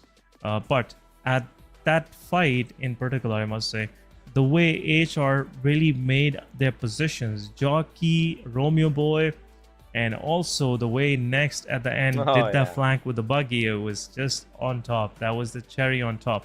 But anyhow, we are going to have a quick look at the schedule. Group C, as we said, is not playing, so A, B, D, E will be playing this Erangel, and then we will go to our arena for the day, the TDM, the Team Deathmatch. But as we're not going to see Bublu, Group D is going to play. So are we going to see another chicken from Magnus? Is this something that should we expect, Torix? It's a big question. It is a big question, and there is the possibilities, but there is also the possibility that the consecutive performances that they're shown us in the previous 2 matches, it can be their winner chicken dinner too. But nonetheless, we can see the players once again getting ready. Aegon, 7th Element, Magnus, XGeneration, SRX 3X, the Oxy Team Tough, but there is also the Team Star, and you can see once again the 4 players of the Team Star ready for the bronze and the actions. With the plane taking its flight, we are finally in our 3rd match, and as then just look at the similarities. Once again, Remorks just like plane line going towards the Stalwart. It is, I'd say, a deja vu at this time, because it's once again the same plane line, but the circle is what's gonna make the difference this time. But if it is the same one, oh my god, are we gonna see the teams don't mirror? Are we gonna see the same mirror performance from the previous match? Yeah, that would be interesting, because if it's the same circle, yeah, sure, every team would know where to go. They're gonna hold on to those compounds where, you know, Team Bublu and Team Star was holding on to for quite some time. But right now, there's been some slight change. Team Freestyle is down south now, because as they were now playing the previous match, yeah, now they are a major threat. They are something that you have to be careful of. So this time around, some of these teams not gonna play those strats. And also, last time we saw Team Tough, they really started the rotation early on, and they positioned themselves down south, you know, close to the western edges of Erangel. This time around, they're not going to make that mistake, because in that mistake, they lost a lot of their players in the process. But anyhow, we're seeing most of these teams going to the same location, and circle is not the same. That's a good thing. But it can end somewhere the same location we saw in the previous match, because Runes is in there, Gotka is in there. So if the circle takes the first southern shift, it can actually go to the same location where we saw the end of the previous one. But yeah, that's a different discussion. But Team Star going against Se7en Esports this time around. Skull with an Uzi. Once again, actually take down one of the players from Team Se7en Esports. Player pops up. That's a lot of damage, but no knockouts. We'll go ahead and pick some more ammunition. Ramon with the utility, trying to make Star reposition himself. But Joker on the back lines, really stacking 3 of the players of Star in between the whole squad. It could be interesting, but Donnell, I guess he has some idea that one of the players road, so they cannot actually take that TPP. against that broken wall. Daniel repositioning himself will provide as a support to his player. Skull with a V. SS can change things around because this Matic Semi-auto. Definitely, this can change things. This can change the whole scenario because trying to gather in the my thoughts, in the longer range, you're not gonna hear the shots of this gun. So definitely a game-changing moment where the players will not have the slightest of idea where the shots are on you. But where's the fourth player of the Team Star? This is the big question too, because right now it's a 3 versus 4 fight. Range. There we go. He is on the shooting range, so far away from his team. And if right now the fight's initialized against the Team Star, it's going to be on, I'd say, they're going to be on the lower edge. Team Star is going to be on the receiving edge because of their man disadvantage. Skull with the Uzi in his hand, Evil Boy with the UMP, and the backline players, Sad Black and Rahman, they have the auto ARs.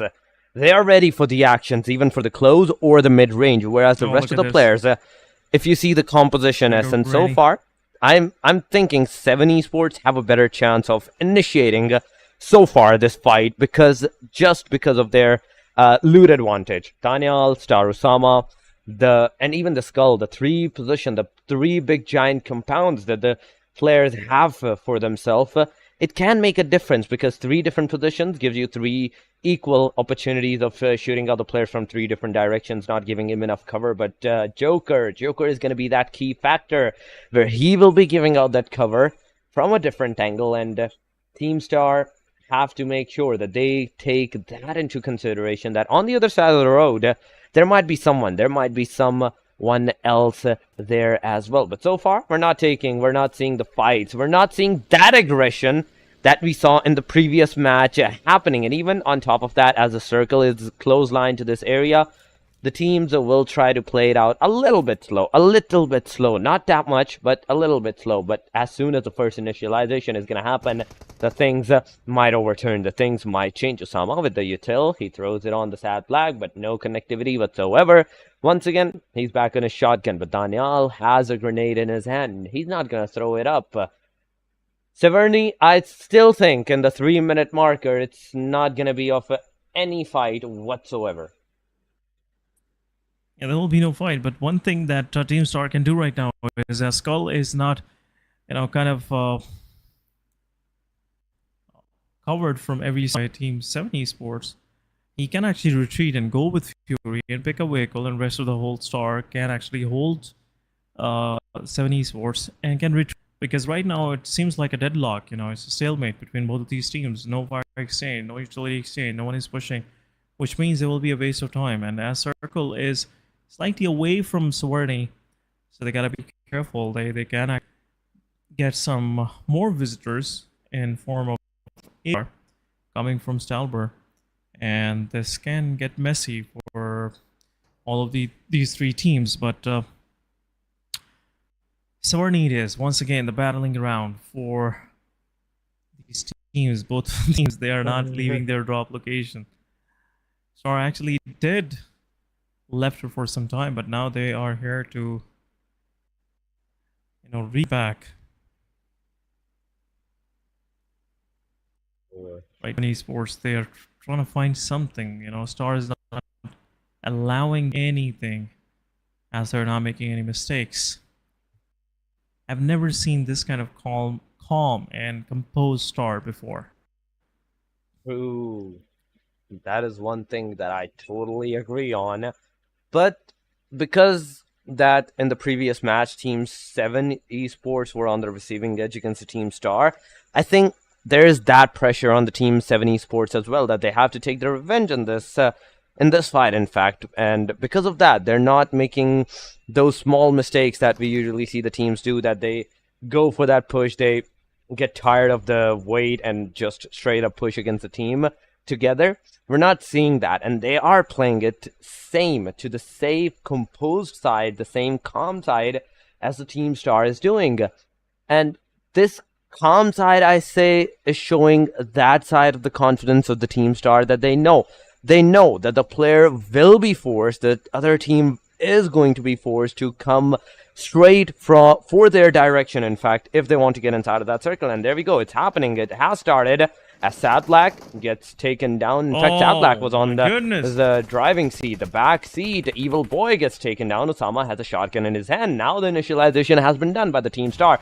Once again, they can make sure that they make it a complete execution against the Team Se7en Esports right now. Black is on the low side of HP. He's super low, and judging from his speed, I think he is also somewhat getting some ping issues on this guy. But Osama, he doesn't have an auto gun. He is only forced with M16A4 and a shotgun in his hand. But the first circle is also closing in. The player of the Se7en Esports, Evil Boy, is giving out the revive to Sad Black, and there we go. Both of the players are back on their feet as a 4 resetting match.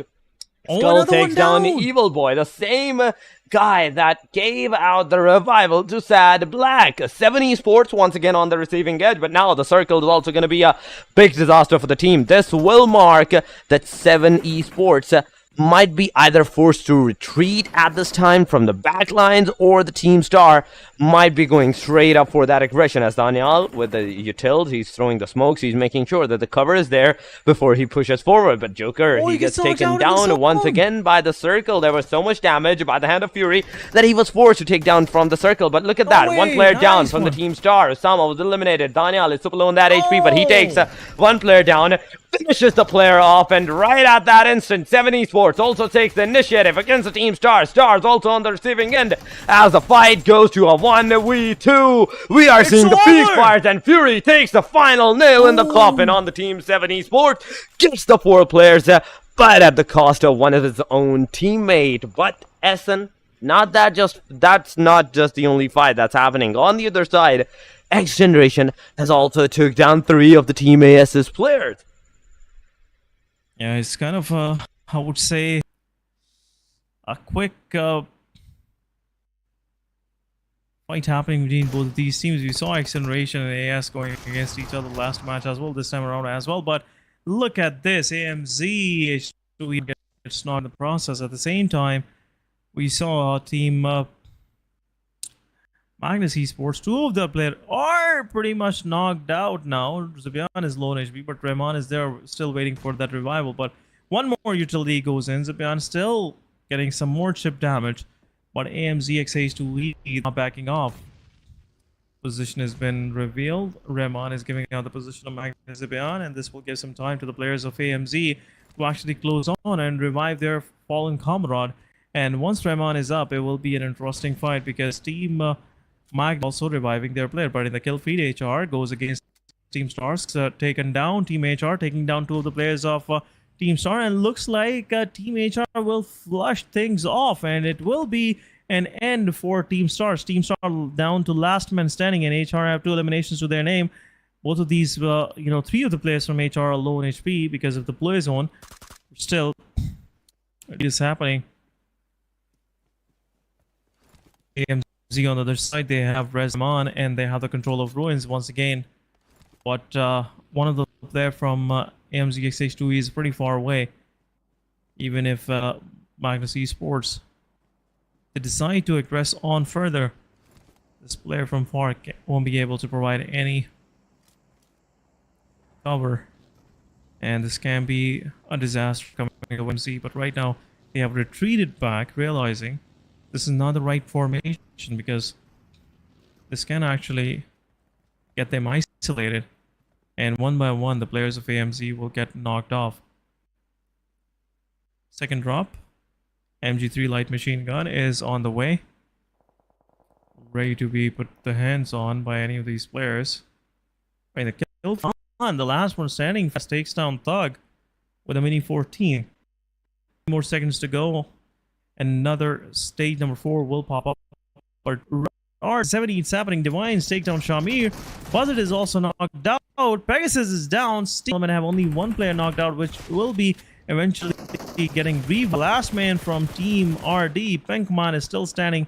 1 nade coming their way. Still, it's not gonna do much of the damage. Magnus Troll to take care of Red Death, and Red Death is out on 15 spots. So after 7th element, Red Death also their way out.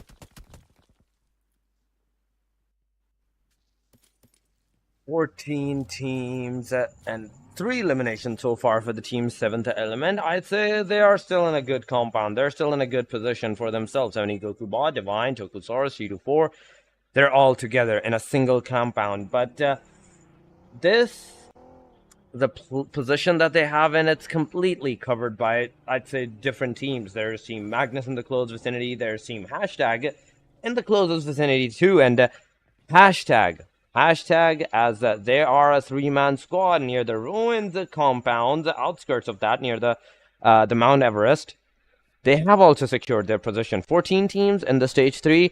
It's going to be an easy securation of the position, but the 1 minute after that, the next circle, the next radius is going to be made, and that's where the things might get icky for many of the teams. But on the top of the Mount Everest, there is Team FS and SRX3X taking the initiative, taking the fight against each other. Zerbov with the throwable, with the grenade util in his hand. He's going to throw it up on the Team SRX3X. It might hit, it might not, because it did come close, but the player did not even receive a single damage. SRX3X to Miracle on the other hand, he takes one down. Nice on the other hand also gets taken down, so both sides takes one player each. Zerbov with the initialization taking Knight down. Winky is also on his knees, but Miracle, nice, amazing, with that slither of HP, he also takes another player of the Team FS down. Now, SRX3X is also down towards the last player. It is a 1v, in fact a 1 right now, because the player is giving out that rev, and as soon as the rev is gonna happen, it will change to a 1v2. But Miracle is pushing, Ace 32 in his hand. He can hope to take the player down. He finishes 1, but no, he also gets taken down. Zen with the DBS, he comes in for the rescue, and he eliminates out the player. The 4 more elimination, and 4 elimination in fact for the Team SRX3X. Zen taking 2, Miracle taking 2, and Team SRX3X with 3 man still standing, a trio still in the match. They are in the top 12 right now. Top 12 teams surviving. Right now the circle is shifting down south, close to the ruins, and especially Hashtag there have a centralized position for themselves. HR gotta get into the circle as well. They might go against the players of SRX3X that have just finished off a fight with Freestyle. So there will be another fight coming their way. But Aegon and Oxy, they are going against each other. But Oxy with an outstanding, once again, rotation coming from their IGL. I must say, I'm really liking the way Oxy is positioning themselves down south in the circle. But they will be in the open and will confirm the elimination on the player of ASAS is out. We are left with top 11 teams, but HR slowly and steadily making their ways in from the northern side. Team Tough also in a big split, 2-2 split, and waiting for 52 Esports to make the cross, and that's what 52 Esports is doing right now. But there you go. Looks like 52 Esports have one of their players knocked out on the crossing, and now 52 Esports might get some more utility being dumped their way from the side of Team Tough. Right now, HR slowly and steadily closing in. They have the edge of the circle to their name. Nothing to worry about. Their back is clear. Aegon Excite is down south. Might try to third party in that fight if HR goes against Team 3X. But on the eastern side of the circle, XGeneration trying to make their way in. AMZ and Magnus Esports can pinch them in between. But Se7en Esports, they will be gatekeeping Oxy. Oxy have a circle for themselves. But in the kill feed, Romeo Boy takes down Miracle. Team 3X will get one of their players knocked out, and Boy will confirm the elimination right away. But at the same time, fight is happening, still happening. It's a 2 versus 2 now. Kill feed, Team Oxy getting some damage from players of Aegon Excite down south, but Magnus Esports going against XGeneration, Thug getting some damage from Zebian. But confirmation comes at way. I'd say still, this is a hard circle, in fact, for every single one of the teams. And going in the ruins not only gives a slight edge to the teams that already have their position secured because of the broken walls, the broken, I'd say the areas for the place, but Magnus and Team XGeneration, they are the only 2 teams right now with, I'd say, a good cover and a good position where they can not only give cover to the players, but at the same time takes the initiative on many different teams of the players. But into the kill feed, there's also the Team 52 Esports against the Team Tough. It is happening. Tough losing many of his players. One player knocked down, finished off. The second one on his knees. And on the bleeding side, Tough will be left down to the last player. But in the ruins, there's not one, there's not two, and there's not three, but 4 teams into the close vicinity. But 7th Element, they're in the back lines, and they're kind of close by to yet another team. But right now, the fight is happening against the Team XGeneration and the Team Magnus, as Magnus Rollin cooks up a grenade. He might be able to take one player down, but no, it's not going to hit the trajectory. It's not going to hit the player up at the time. Second grenade's also making its trajectory, not going to hit anyone. Psycho still in the save. Drawlin now finally pushing forward with his grenades. He takes Psycho down on his knees, and there we have it. Now, good smoke, Team Magnus is going to have the upper edge against the team, but Amin's XH2E, they're the one, I'd say, a boulder that can keep them at bay, that can stop them right at their path. But Alpha Boy, he gets eliminated. Psycho's elimination gets to Drawlin, and with that, 2 more elimination points to the Team Magnus's name. XGeneration now have to move in the circle. Thug being the last guy, last player hope for the team. He's outside of the circle. He's receiving the damage. Anywhere that he go, whether it's the northern region, there's the Means XH2E. If it's the southern region, there's the Team Magnus. If he chooses in between, there's both of them. There are both of them there, but in the kill feed, it looks like Team SRX, they have some hold on to the players of HR. Joki Boy gets knocked out. Thugs also gets confirmed, and Rahman from up high will take down XGeneration last hope. But again, it's over for XGeneration. Top 10 teams. We are left with top 10. And looks like Team AMZ will have some hard time on their backlines because 52 Esports have joined the party as well. They have left their side where they were in kind of a pickly situation with Tough, and they took down 3 of the players of Tough. Now 4-man standing 52 Esports is there. Zen will confirm his elimination, and Zen with this elimination goes on to domination. But there you go, Oxy Hunters take down Frolic. They're trying to do a ringer rosies around that Fall player. And we'll confirm, but Oxy getting some damage. Tears also get confirmed, and on 10th spot, HellRaisers with 3 points to their name, marking their end in this match. Oh, look at that. Oh, what a spray from Muslim, takes down Endless. Now Oxy is in a bitter situation right now. Icebreak with some shots. Take down one of the players of 7E with himself. Will take one of the players of 7th Element as well. Maybe, not for sure, but Gokubot will get revived. Divine will also hit himself. And 7th Element have the southern side to their name. A good southern side, I'd say, yes, and right now in the name of 7th Element. But in the close vicinity, there is also the Team Aegon Blade cooking up some grenades, and it's gonna hit not one, but two of the players of the team 7th Element. T24 and Goku Bot on his knees. Tokusaurus near the vicinity. He's also cooking up some grenades, but IQ coming from the back. It is going to be a wrap, and he takes the player down with the car elimination. And just look at that. The cavalry arrives. The player gets pummeled at that time. 7th Element last on their player, down to the last player, in fact. But Aegon, look at that. It is a great start to the Aegon's aggression once again, with 6 eliminations to their name on the other side. Magnus and the team of Means H2E. It's happening once again as Magnus pushes forward. JD gets taken down from the back line. There is also the rest of the players giving out the cover, but Zebian, you're super low. You need to heal, but no, he pushes forward and return Maxi. S12Ks hits on the player and pummeled him down, eliminating him. JD being rescued right from the brink of death. This is the stage stakes, and there is only 6 teams left with 17 players. 7th Element with a single player, SRX with 2, 3 for Hashtag and Aegon, but 4 for Amines, XH2E, and 52 Esports.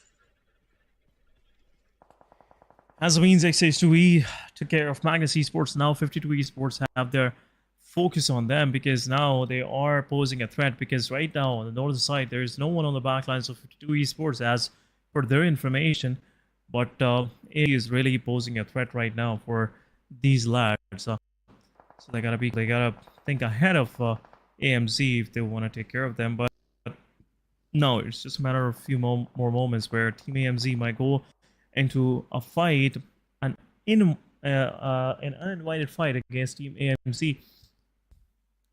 AMZ have captured some part of the circle, but now Team SRX from the backlines trying to close in. 52 Esports, one player is pushing forward. Knight will take one down. Second player will try to go for that, but Knight will take down the second one as well. It's almost down to 2 versus 2 now between SRX and 52 Esports. And as I was mentioning, they thought their backline was clear, but not anymore. But feed hacker gets confirmed, and AMZ gets some time for themselves and will confirm the remaining 2. It's over for 52 Esports in just a blink of an eye.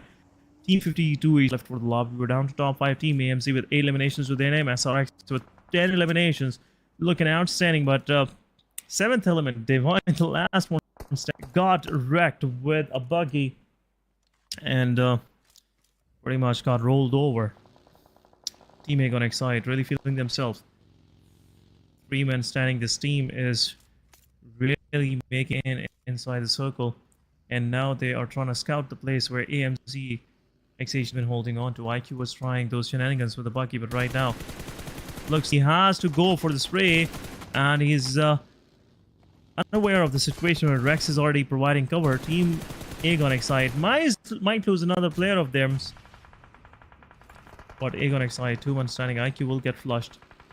Backline SRX 3X takes down 2 players of AMZ. What is going on? Zen and Knight, the way these guys are playing, looks like these guys have thing going on for them. But now Rex is out.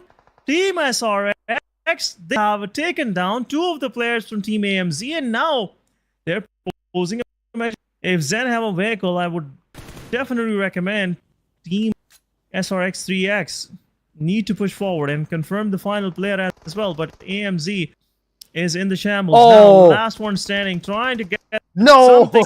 Zen Rahman will confirm. But as I was saying, delays are really costing Team 3X their fights. It was 3 players knocked down. It was a 2 versus 1, but still Team 3X delayed the process and got wrecked. And said all of their players. And once they will, it will be a 3 versus 3 versus 3 hashtag. Right now have the center of the circle for themselves.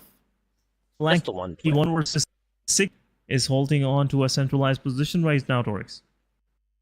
They are holding, I'd say, still the flanky angle is the centralized position, but Aegon, I'd say, still has the better chance of getting that winner chicken dinner, because 2 of their players are in the circle, whereas that means XA Shui, their position is revealed out. Aegon's, on the other hand, is not. IQ might have been spotted, but there is also always the cars, there's always the ridges that the players can use for themselves. But Rahman going, I think, for the initialization. He's going for the flank, in fact, near the Team Aegon side. From the back angle, he's going to enter. He's going to make sure that the buggy sound do not go to the team. But Uzum, in the meantime, takes his buggy, gets out of the position. Now, all of the players have to move inside of that circle. It means XA Shui might be in a difficult position, because the position that they have in, it's a complete edge, similar side to the team hashtag and the team's nice move, means XA Shui. But right now at this angle, at this position, it depends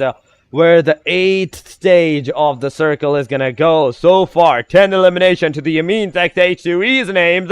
Rex has an M4 with the, I'd say, the armor he has, it's not that viable. 1 to 2 shots on that armor, it's gonna be all over.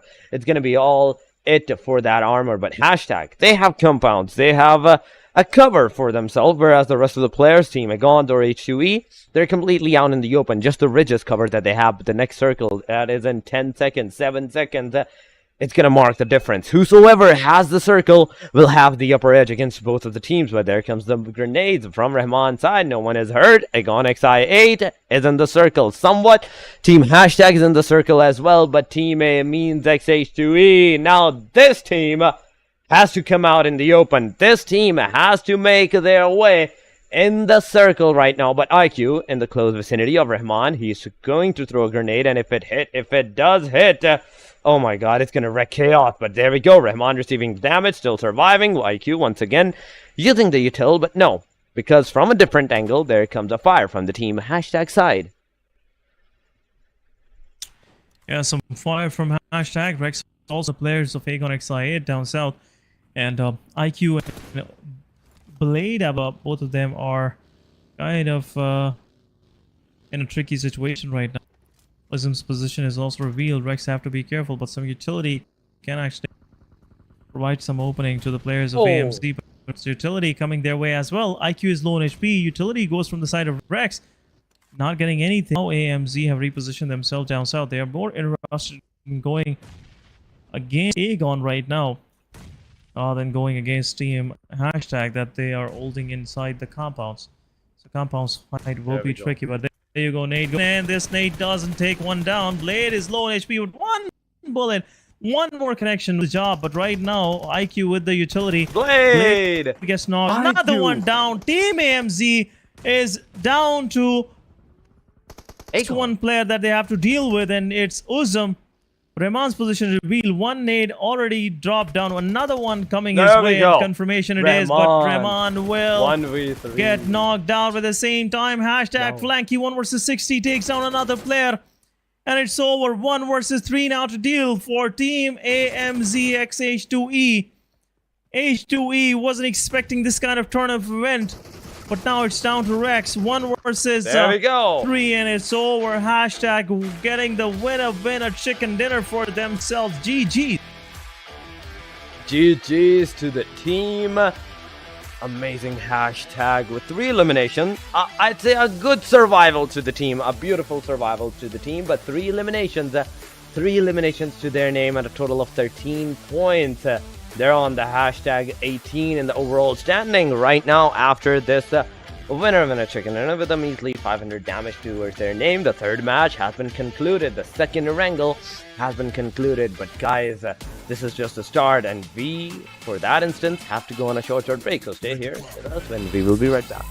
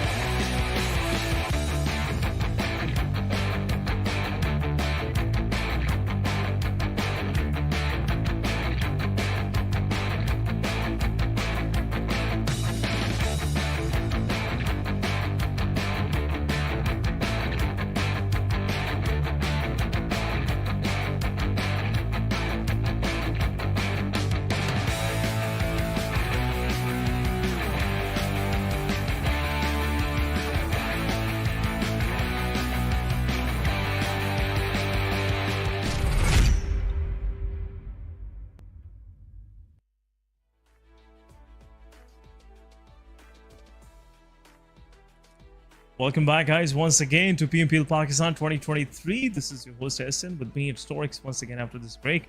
But welcome back, Torix. We just witnessed an outstanding display of skill from the side of AMZ x H2E, and the right moment, right strike from hashtag. The way confirmed the final 2 eliminations and took that chicken dinners out of the hands of AMZ. But what an outstanding performance coming from the side of AMZ, I must say. GG's. Definitely. First of all, thank you once again for the welcome, SN. And yes, straight up, we have to see who is the MVP in this match. And as we're seeing the MVP, it is none other than Amin's XH2E Rahman. 6 elimination, versus 3, 1000 plus damage, 1v3 against Aegon. Definitely 4 knocks, 4 assists, and a survival time of 27-26. But still, getting that MVP, getting that elimination with that much of a damage means there's bound to be more players that might have a surrounding a clothesline with that elimination damage in the top players' MVP stats. But Ethan, last match, I'm feeling it for the team. It means they were this close. They were this close of getting that winner chicken dinner, but yet they are so far because they were not able to get it. But right now, as we move to our top players, the second one in the line is going to be SRX3X, in fact, Knight with 5 eliminations, 580 damage, Once again, Team Amin's XH2E, Maxi with 5 eliminations, 448 damage to the player's name. Zen99 from the SRX3X, 4 elimination, 575 damage, and 52 Esports, Chotu with 4 elimination to the name. 2 for Amin's, 2 for SRX3X, and 1 for Team 52 Esports. A good combination, I'd say, but match ranking, it's on our screen. Amin's XH2E, there we have it. 19 total points, 13 straight from the elimination. SRX3X with 11 eliminations and 15 points to their name. Hashtag with that winner chicken dinner and 13 points. Aegon right behind them, 12 points to their name as well. 7th Element, 8, 52 with 7, 5 for the team Magnus. And on the hashtag number 8, there is a HellRaiser with 3. But second charts not looking that good, because from the bottom line, AS, Freestyle, and Red Death so far hasn't secured an elimination or even a single point in this match. Tough and Se7en Esports got 1, 2 for Oxygen, and 3 for the team Star and XGeneration. Yep, 3-3-3. It's been the game for some of these teams, you know. They didn't get much for themselves, but let's move forward, guys, in our today's broadcast, where we are heading into our TDM, the arena match number 4 for the day. But technically, it's the only TDM, so we're not going to classify it as a match. But it will be Team SRX3X going against Team Red Death. The Red Death took down TG, and now they are facing Team SRX3X. Xiaomi is on our screen, and here we go. We are about to get started. Timer on your screen, guys. 10 minutes time, and gotta be quick and gotta be precise with your shots. But Pegasus, Oh, there we go. hitting himself. Shahir gives the first elimination. Xiaomi with the AKM takes one down, but Pinkman right away traded out with Ozefa. Pinkman gets traded out as well by Knight, but once again 1v1 is happening. LQ guy from RD gets stared out. 5-2 it is. 5-3 again. Some back and forth trading happening. 5-4. SRX right now have the lead of 1 point, but right away Team RD will equalize things, and Pegasus with the 2-0 to his name. But right now Team RD, they are still on the back lines. They are not pushing forward, getting a lot of damage. Xiaomi gets knocked out with a lot of his health get low with the utility, but now it's confirmation once again. Red the first time getting 2 kills ahead of Team SRX3. It's a 1 versus 1. There you go. Zen takes down another one. LSU boy from the back takes down Zen. It's 8-8 and is going on an equalizer. It is right now going on an equalizer. 8-8 for the both team, but SRX3X takes the initiative once again. With the utils, with the fires taking 2 players down, but Red Death catching up right at that instance, make the fight, the debut, a 10-10. SRX3X, Josefa in the mid, he's taking the fight on the right side, and constant fire from the Groza is going to lead up to at least 1 elimination by the player's name, but two from the team Red Death, and now Red Death might be the one that might take the initiative a little towards themselves, but then he's taking the fight, close line against the Shahir. Shahir nice gets one. taken down at the same time, then also gets taken down. It is a good follow-up, 14-14. Both players are playing, I'd say both teams are right now in the equilibrium, where one makes the mistake, the other one catches the other players, the other team's mistakes, as well as Pegasus gets taken down. Knight also takes the initiative, but look at that! That was 2 elimination from the SRX3X against the Team RD, and 1 elimination with the Groza. A second one coming in with El Kokoe, AKM fire. He takes another player down. The fight is on 16-20 in the favor of the SRX3X. But there's also the fact that Team RD can easily make a comeback with the AKMs in their hand. Just look at that, 22-18. Right now, slowly and steadily catching up, and 22-22, that marker is not going up anymore. Yeah, it's not 22-19. 3 points difference for Team RD to catch up, but again, at the same time, giving a lot of damage. Xiaomi Hackers takes down Aluka Guy, 23-20 it is now. Pegasus tried his best to actually took down one of the players, but Zen on the meanwhile, 2 of the players from Team SRX3X been taken out by Shahir. Team RD, Aluka Guy, or I would say, I am just curious to just trying to find the way how to pronounce this guy name. El But anyhow, Kutuai. Shahid takes down Zephyr. Pinkman gets also traded out. 27-23 it is. SRX3X with some good lead to their name. 4 points lead is really gonna help them with their confidence. But now Team RD, they're losing players right, left, and center. 3 players down. Zen confirming 2 of the eliminations, and 30-25 it is. So Zephyr right away gets traded out. Pegasus with the kill. Now a Luca guy trying his best, but Knight, he's been the real Knight with the shiny armor. It's really keeping things at bay for Team RD. RD losing their control now. They're losing their control now. Team SRX, they're not holding back. They're not showing any mercy. And now SRX is going once again against RD with some proper aggression. It's 37-30, 7 points lead. 3 more to go for Team SRX3X. But Team RD now, they are holding on to the back lines, and it will be a confirmation. Shahid with 1, 38-31. Still 7 points lead. Pinkman will get flushed out. Luca boy gives some cover. But it's at the same time, it's slightly closing in. This hold from RD is really making things uncomfortable for Team SRX3X because they aren't able to find anything for themselves. But utility is the answer. They're going in, giving some damage. One more player from Team SRX. Confirms another elimination. Last one for Team SRX. Zen goes in, confirm a Luca guy, and it's over. Team SRX3X confirming these points for themselves and moving forward into round number 3. Round number 3 for the Team SRX3X. That means for tomorrow we're going to witness 7th Element versus the XGeneration. And out of that match, whosoever goes to the next fight will be facing SRX3X. But in the round 3, there's Aegon, there's Team Tough, AS, Magnus, R3G, Team QWERTY. And right now, the latest name that joined the ranks is SRX3X Esports. But tomorrow, there's going to be another TDM arena match where we will have to see who will take the win for that and move into the round 3. Fights are of uttermost intensifying because as we move the stages, there's a lot less points, I'd say, that gives out your elimination at that time, or the openings the other teams can catch up to you because you're that good. But right now we are seeing the schedule, and the last 2 matches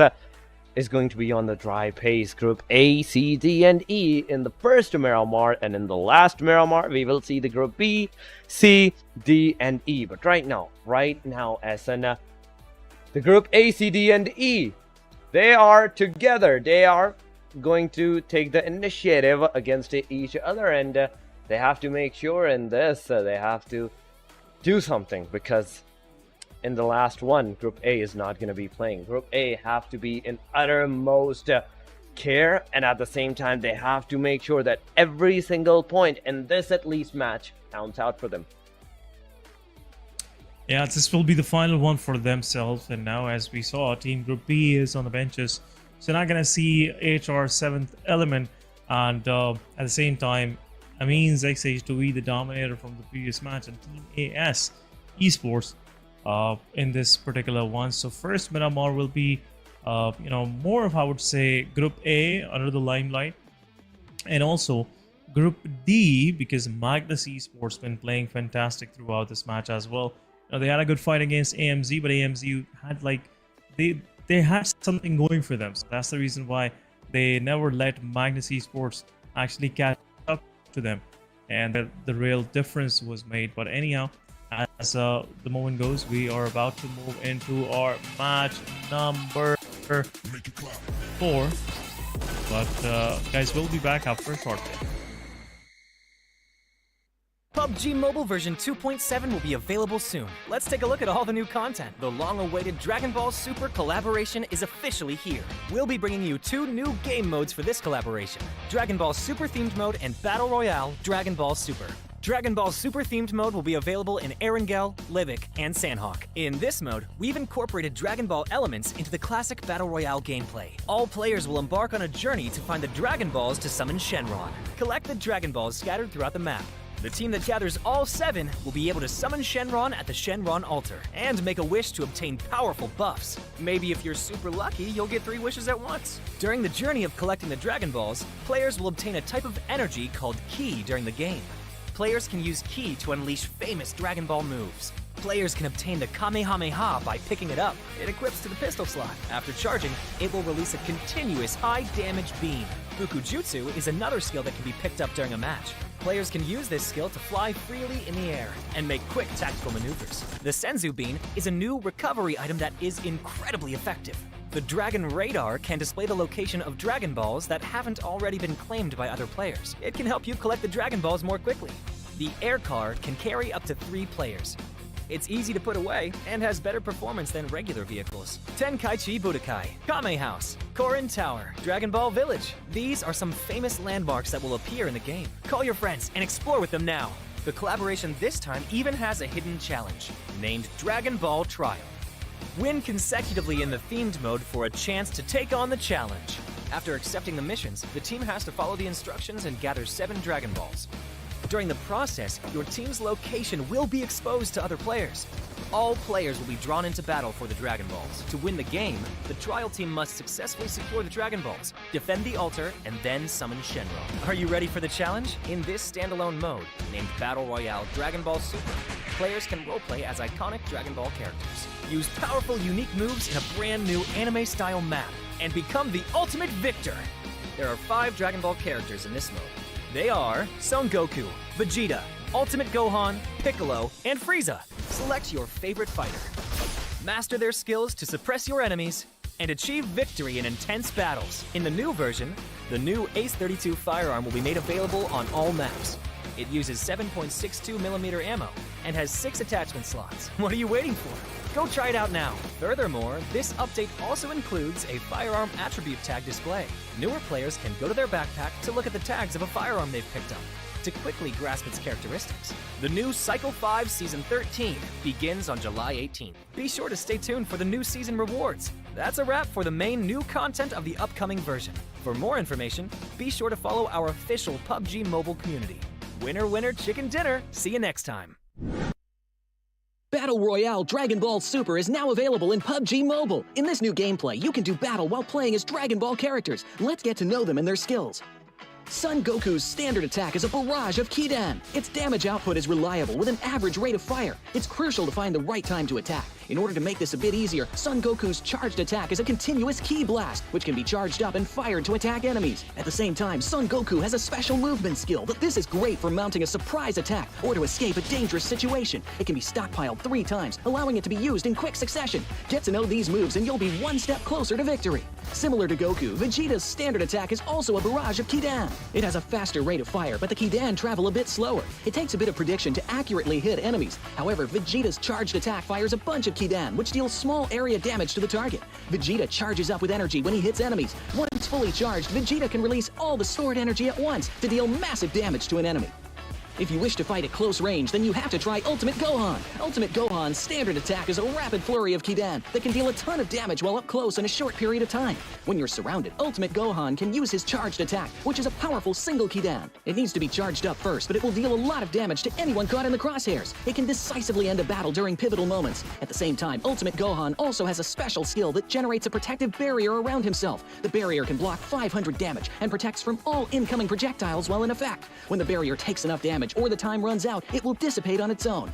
Piccolo's standard attack deals high sustained damage. Its damage even increases the more it hits in a row, which will really test your aim. Furthermore, Piccolo's charged attack can snipe enemies from a distance. He can zoom in for this powerful single-shot attack, leaving enemies with no place to hide. Even if you miss, it's no big deal. Piccolo's special skill is a powerful dash that can be used to close in on enemies, even those in the air. Another close-range fighter that's worth trying out is Frieza. His standard attack is an elongated Kidan that's easy to hit enemies with. Use his charged attack to throw a huge spherical Kidan. Positioning and timing are key. Frieza also has a special skill for controlling the battleground. Select a location and he will leap into the air. Then after a brief pause, smash at the location. It damages anyone that's hit and sends them flying. So that's a quick rundown on all the characters' moves. Come join the intense battle with Dragon Ball characters.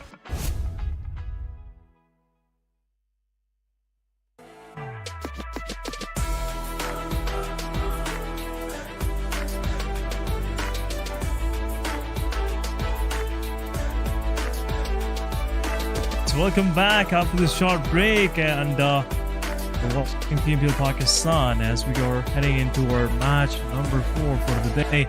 It's Miramar. Starting out with the plane line, guys. Let's go to the parades or toward El Pozo. But welcome back, Torix, and as we were discussing during the break, it's gonna be that match will really give a lot of momentum to those teams that are trying to find their way and trying to finish things on a, I would say, on a higher note at the end of the day. True. And those higher notes are what's going to matter the most. If you're able to secure it, that's the first thing, in fact. But right now, judging from the plane line, it is somewhat almost every place is accessible, but it's Miramar. It's a 8x8, the largest map there ever is in the PUBG. The southern angles, the complete southern angles, they're not accessible. The complete northern angles, they're not accessible. Even Al-Hazar is not going to be accessible. The only place that the teams can easily go and glide is going to be Hacienda del Patron. El Pozo is in the plane line. So majority of the hot drop areas are straight up with the plane line, but the circle is gonna what makes a difference at this time for the teams. In fact, Oxy at the Puerto Paraíso, Impala for the team XGeneration, and there we go, a good circle shift going southern side. Minas del Valle, Valle del Mar, and even the Picado areas and San Martin areas are somewhat accessible. But the Team Star, Team SRX 3X, right off the bat, they're against each other. Uzi in the hand of Daniel. Skull, I don't think he has anything in his hand, but Daniel takes a miracle downs and has a... Oh my god, that is a skull-breaking shotgun. That is a sawed-off shotgun pistol on the player's end. But look at that, he changes up to the Winchester 97 and he gets a headshot right on the player. Not one, but two. He takes down two of the players. Team Star is struggling once again. The initialization, the start that they took, they are on the receiving edge once again, but Osama beautifully taking Miracle and then down and eliminating them. They are going to secure and survive with all of their players. And now, at the early stages, two eliminations to the player's name. Daniel, Skull, both are going to be on their feet, but there we go. Nice is coming. He has a gun. It is a Vector in the player's hand. In fact, an Uzi in the player's hand. On the other side, there's also Mini 14 on his backpack, which he will be using for a longer range. But right now, he has to go for the close range fight. He has to take the initiative in the close range vicinity to the Uzi shot. Did hit the player. It did some damage, but Osama is in the cover, is in the safer side. The top of the position that he is in. Only four bullets to the player named Daniel gets taken down. There goes a grenade right at the outskirts. Knife still survives now with the Mini 14. Tap fires. He's going to be faced up with Osama. Osama, on the other hand, does not have anything. He doesn't have a single thing to his name aside from the machete that he has got that he can use in the close range. But on the other side, there's also Knight taking down Fury from a long range. SKS and the Mini 14s are doing their deeds. Team Star is on the receiving edge, a heavy receiving edge. In fact, Osama comes for the rescue, but he's a solo player, so single player surviving for the team. 13 bullets in the Mini 14, and against the auto gun, it's going to be a difficult position to go face to face. Yeah, it'll be a difficult one, but right now, nothing much left for Team Star. Skull right now surviving. Fury will get eliminated as well, and there will be some backup arriving for Naish. But at the same time, Naish confirms the player while he was, oh my goodness, trying to go for the revival. But Sama, last one standing. Let's see if things can change around, because it's a 1 versus 2 now. And Sama waiting with a shotgun, a Molotov being deployed as well. Oh. Sama repositioning himself side. Sama realizing there's nothing much left for him in this fight. He's just waiting for the right. Players have already pushed in. One shotgun. 6.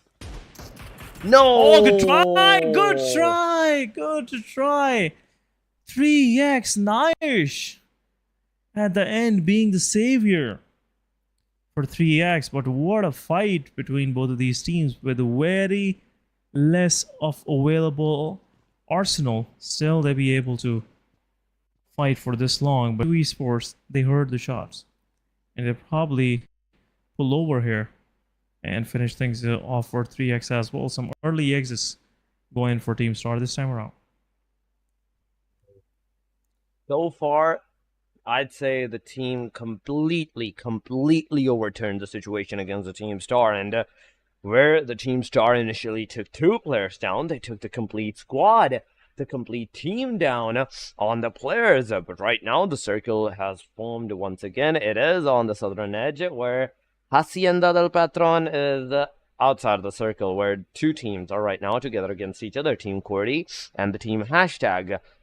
Together with each other, a 2-2 split to the Hashtag, where Hyan and Flicker, I believe, leader, in fact, he's out completely on the northern area, the Torea Humada, Crucial Valley, but on the other side, the Tantana Tantan and 1v60, they are together as a duo, but right now, inside of the circle, near the Lost Leon, there's also the Team Aegon and Team Artie that might engage in the fight, that might engage in a complete squad versus squad, but the circle is going to make sure that right now the teams do not engage. The teams do not engage against each other or any way other. But on the other side, on the northern region, near the Picado, there's the Team 52 and the Team Se7en Esports taking the initiative.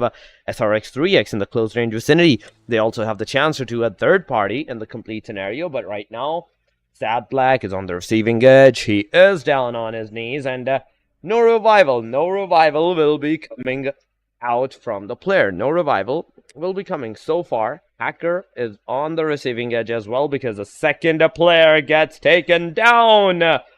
Oh my god, Team 52 Esports also losing 2 of their players. At this point, Team SRX3X with the 2 players down, they are also surviving the circle, but the first circle is going to be crucial. But the first stage shift is in fact going to be crucial. 1-4-1 at the southern angle, R3G at the southern, Team Tough in the almost dead center of the circle. 52 is also in the somewhat dead center, but QWERTY from the north, they are coming on the Se7en Esports, and Se7en Esports, you have to see if they are going to survive, if they are going to hold out that position, or they're going to take the initiative against the team. But right now, we are witnessing majority of the teams making sure that they take the circle to the uttermost priority. The uttermost priority that we are talking about of the circle is in the dead center. They want to make sure that as the first circle closes, they are somewhat near the dead center of the first circle, where they can survive, where the next circle might be onto them.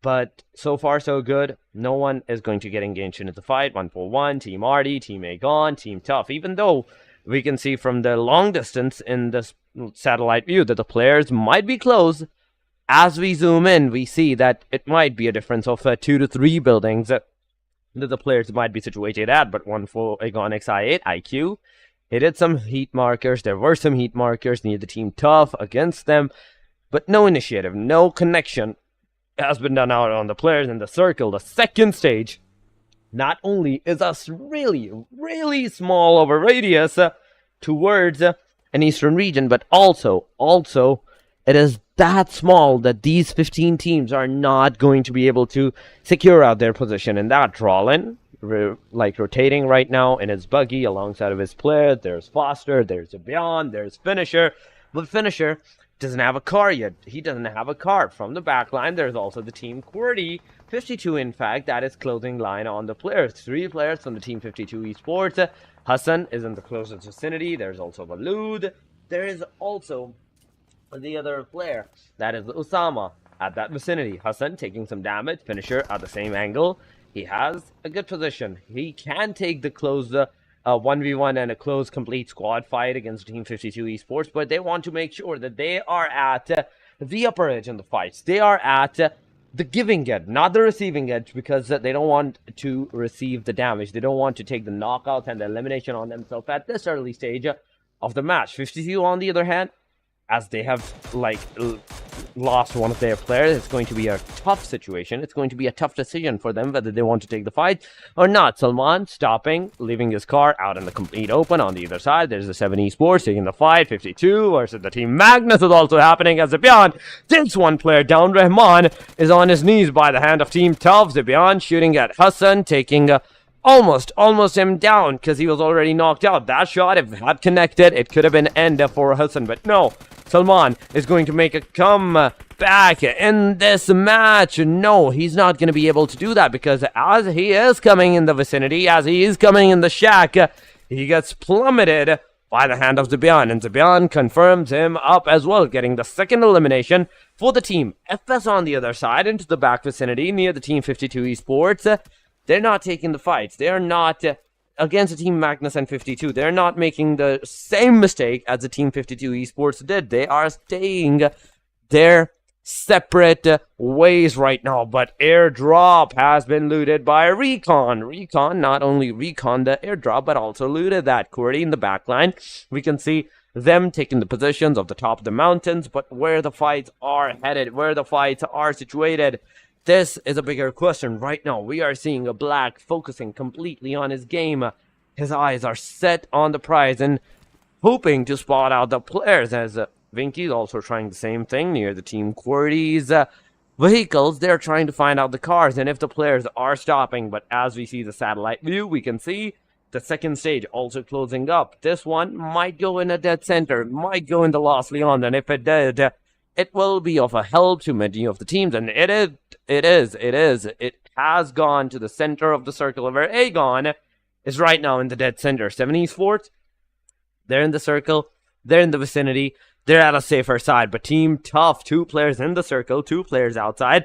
The one outside are going to be faced not only just with the team hashtag, but there is also another team, SRX 3X, that might take the fight, but Team Tough, they're taking the fight against the team hashtag, taking not 1, but 2 players down from them. Flanky 1v60 has also been eliminated. He gets taken down. Team Tough with a 3 eliminations to their name. They have the circle right now for themselves. Outside of the circle, there's also another player that is on his knees and can be a potential elimination, can be a potential 1 more point for the Team Tough, but it depends when that player is going to be eliminated. So far, Team Tough is looking headstrong, is looking good and strong in this match. With 3 elimination, all the 4 players alive. 52 outside of the circle, FS outside of the circle, but the rest, 13 teams are in the circle, are outside of the blue, but look at the kill feed. Hashtag has been eliminated at the hashtag number 15.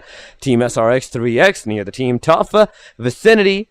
They also have the chance of taking the fights, but where the rest of the fights are happening, that is the bigger question. Close line to the Team Tough. There's SRX 3X. Knight completely out in the open. He goes prone. He gets into the car. As soon as he gets out, once again, he's plummeted with some shots, with some fire. But look at that. There is also Knight that has been taken down by M7X. And with this Thor's fire on Knight, it marks the end for the Team SRX 3X as they get eliminated on the hashtag number 14. Stage 3 is also closing on, and it's not going to be much of a time for the players, for the teams. Only 1 minute and 5 seconds to their name. 13 teams, and some of them has to get inside of that circle. But another knock. Edgar taking Team FS down on their knees, as well as Wasi gets taken down. He gets completed. 6th elimination for the Team Tough right now. It is an amazing start for the Team Tough, but Magnus, Se7en Esports, they're fighting as well, and as Se7en Esports is on the receiving edge, we are seeing the Team 7 Esports down to their last player. The other teams that are down to their last player is Team 52 as well. FS on the last 2 players. RD also receiving some shots as 1 player gets taken down. He's bleeding out, but Aegon outskirts of the Lost Leons, they have a good position, they have a good chance of also taking the fights, also taking the initiative against the players. But right now Aegon is playing in a more safer side way, in a more secured way, because they want to give out their position. They want this match to be the winner chicken dinner for themselves. And as this is the last match for today for the Group A, in which include Team Aegon, they have to play sensibly. They have to play with a little bit more sensibly than the rest of their matches, where they have to make sure that each and every single point counts. But look at that. A Molotov, a beautiful Molotov, but from the Edgar side, taking 1 more player from the Team FS. Winky this time around is on his knees and finished off, leaving Black as the final hope for the team.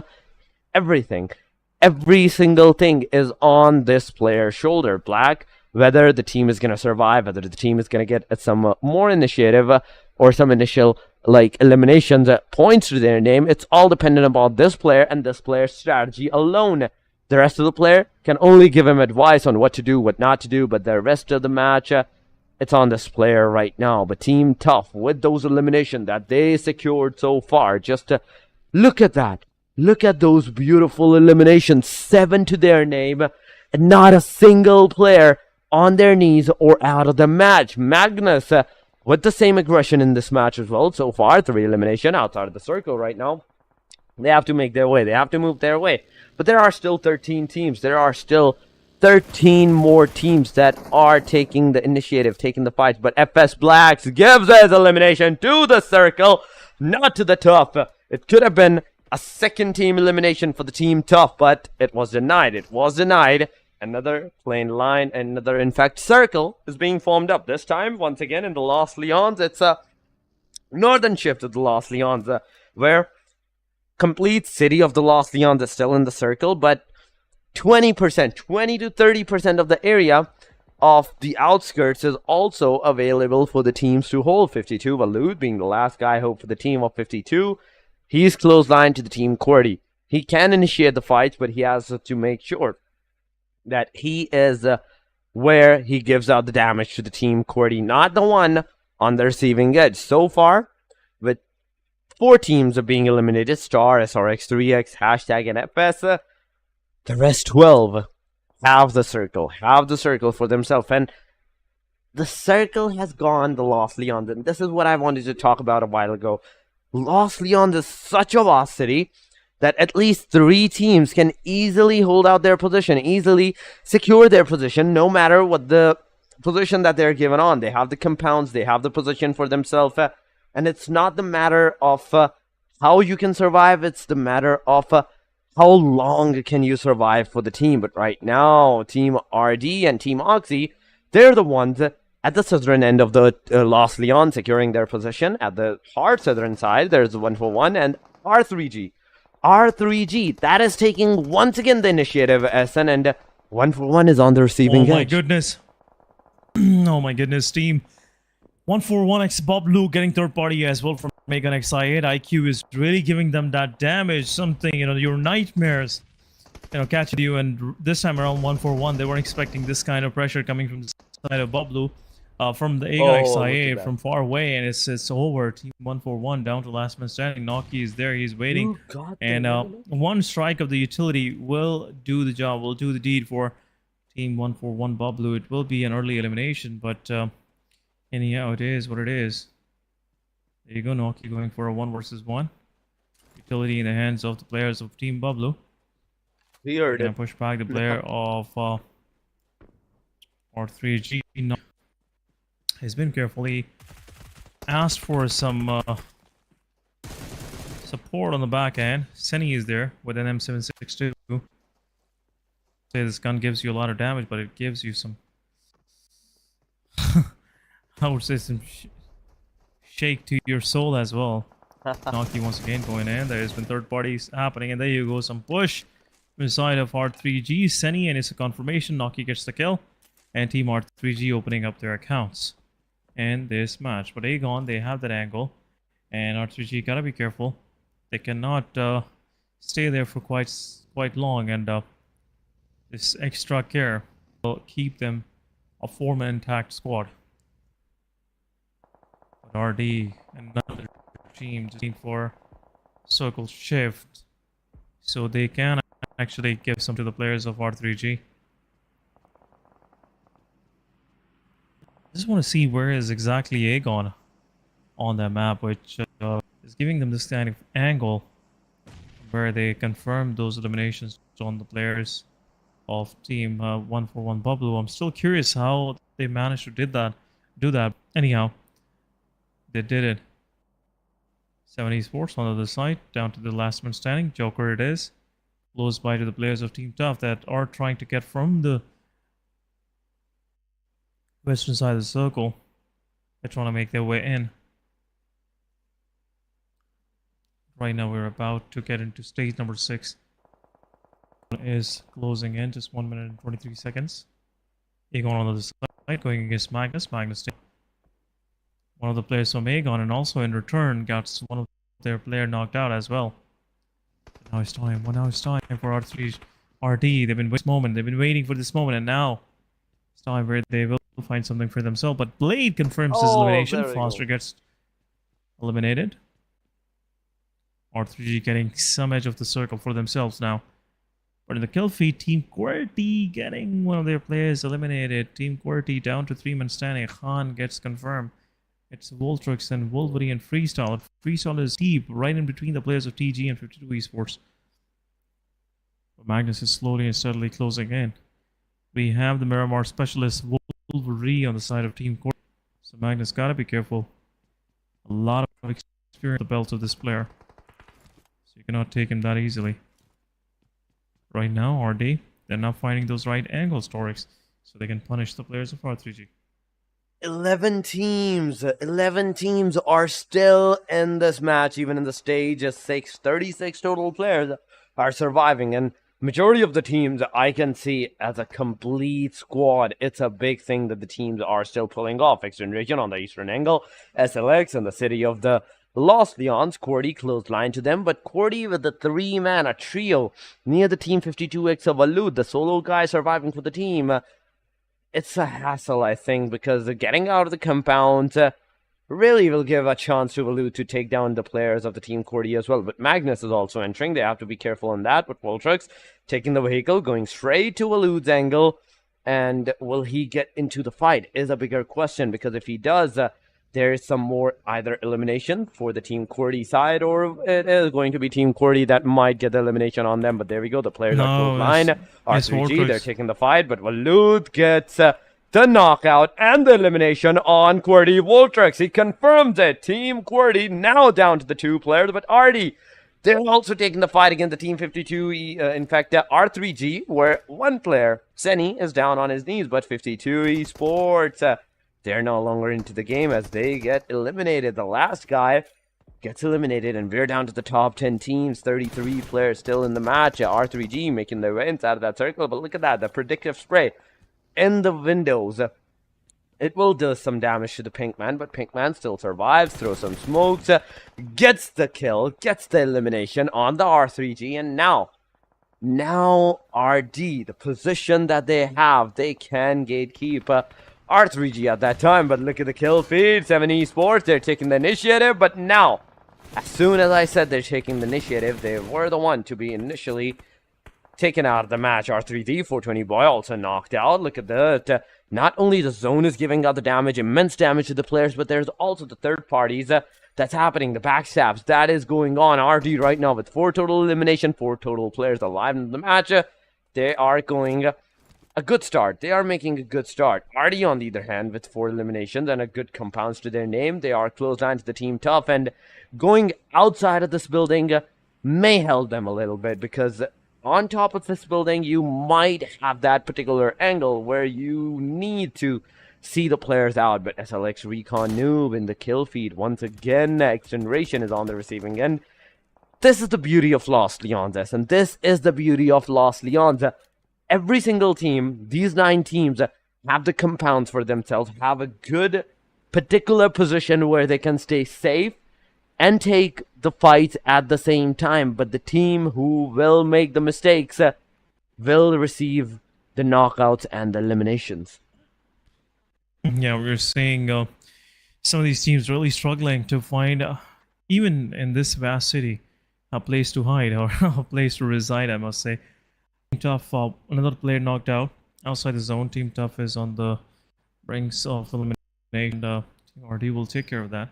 Buzzer slightly deep inside the city on the southern edge of the circle, where he might go against the player of Aegon side, IQ, which has been waiting for the circle to shift. But let's see which side this circle is gonna go. That's a big question.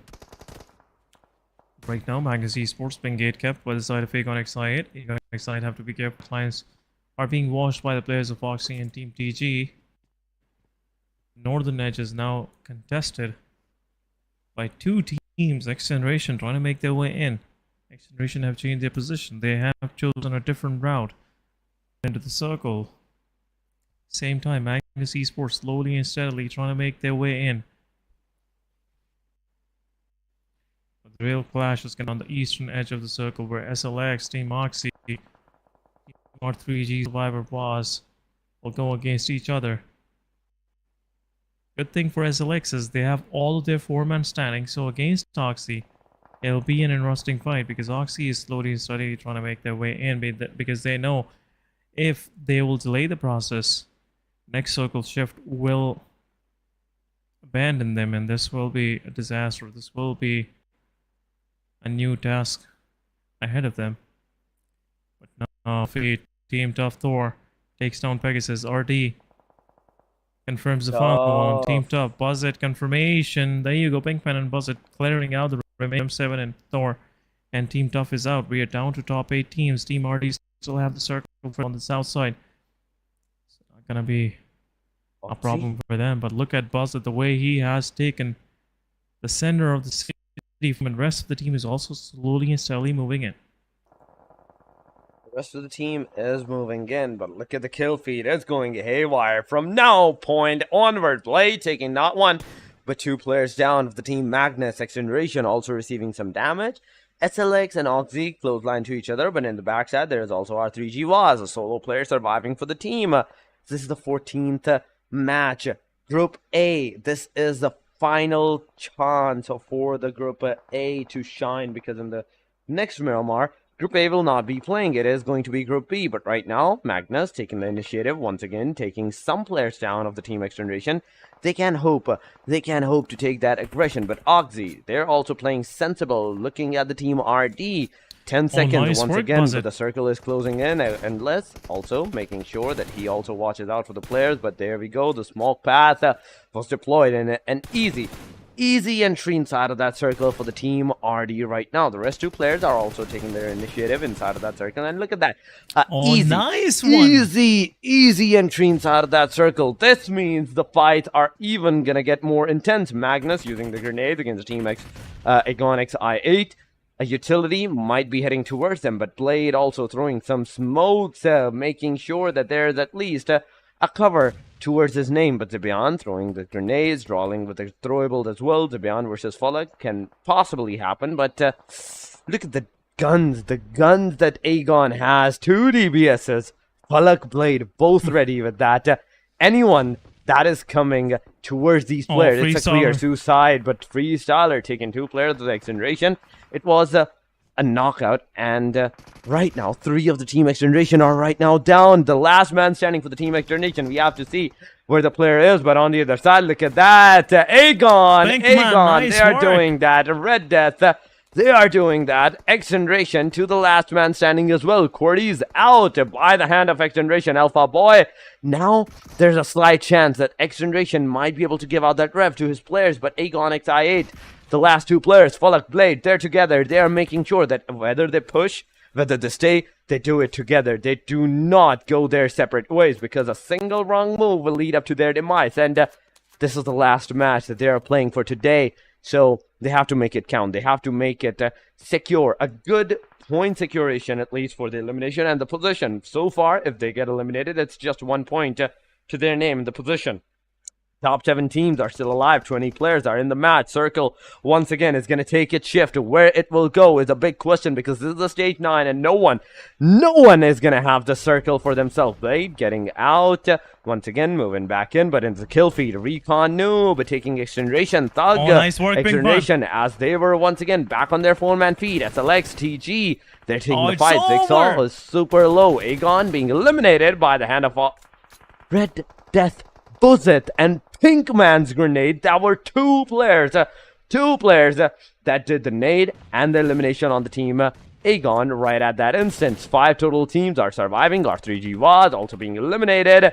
SLX versus XG, it's happening. There we go. Look at that. Destroyed with a grenade, knocking even Hunter, in fact, out. Right now, we're down to the last 3 teams. Magnus, Team SLX, and the Team RD. There's so much fights happening at the same time. There were 7 teams, and now in a single instance, SN, we saw 4 teams losing their lives from the teams from the circle. Absolutely. Blue Zone is really pressing these 4 teams forward. It's 1 minute and 40 seconds. That's what is left in this match, but Utility dropping on the players of Magnus Esports. Trollin is the last one standing, but right now, what he's trying to do is he's trying to find any way into the circle. But there you go, that angle is covered. Damage been given by Pinkman. The angle is also once again covered by the side of Red Death, really pouring death on the players of Team Magnus Esports and the rest of the lobby. But right now it's a 3 versus 4. Magnus Rollins is the only thorn in the side of Team RD. If Pinkman able to confirm that kill, it will be over. There you go. Pegasus confirms elimination. Now Team RD pushing forward. It's a 4 versus 2. It's an open battle. It's an open battle between both of these teams. And looks like Team TG will take 1 down, take 2 down. 3 it's down. almost over. It's Shahid confirming the final. Team RD getting the winner chicken dinner for themselves. Team RD with that amazing performance. At a point, it showed that there could have been some deadly scenarios for the team, but no, nonetheless, they come in clutch and they came in top with that winner chicken dinner for themselves in SN. It was an amazing winner chicken dinner. But guys, right now we have to go on a short break and we will be right back.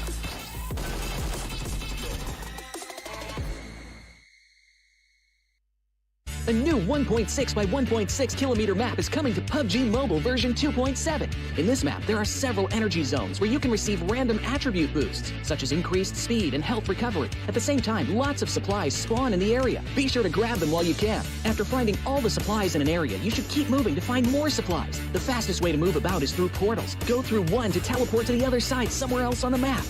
After exploring an area, it's best to teleport somewhere far. However, it's important to note that there's a cooldown after use, so it can't be used too frequently.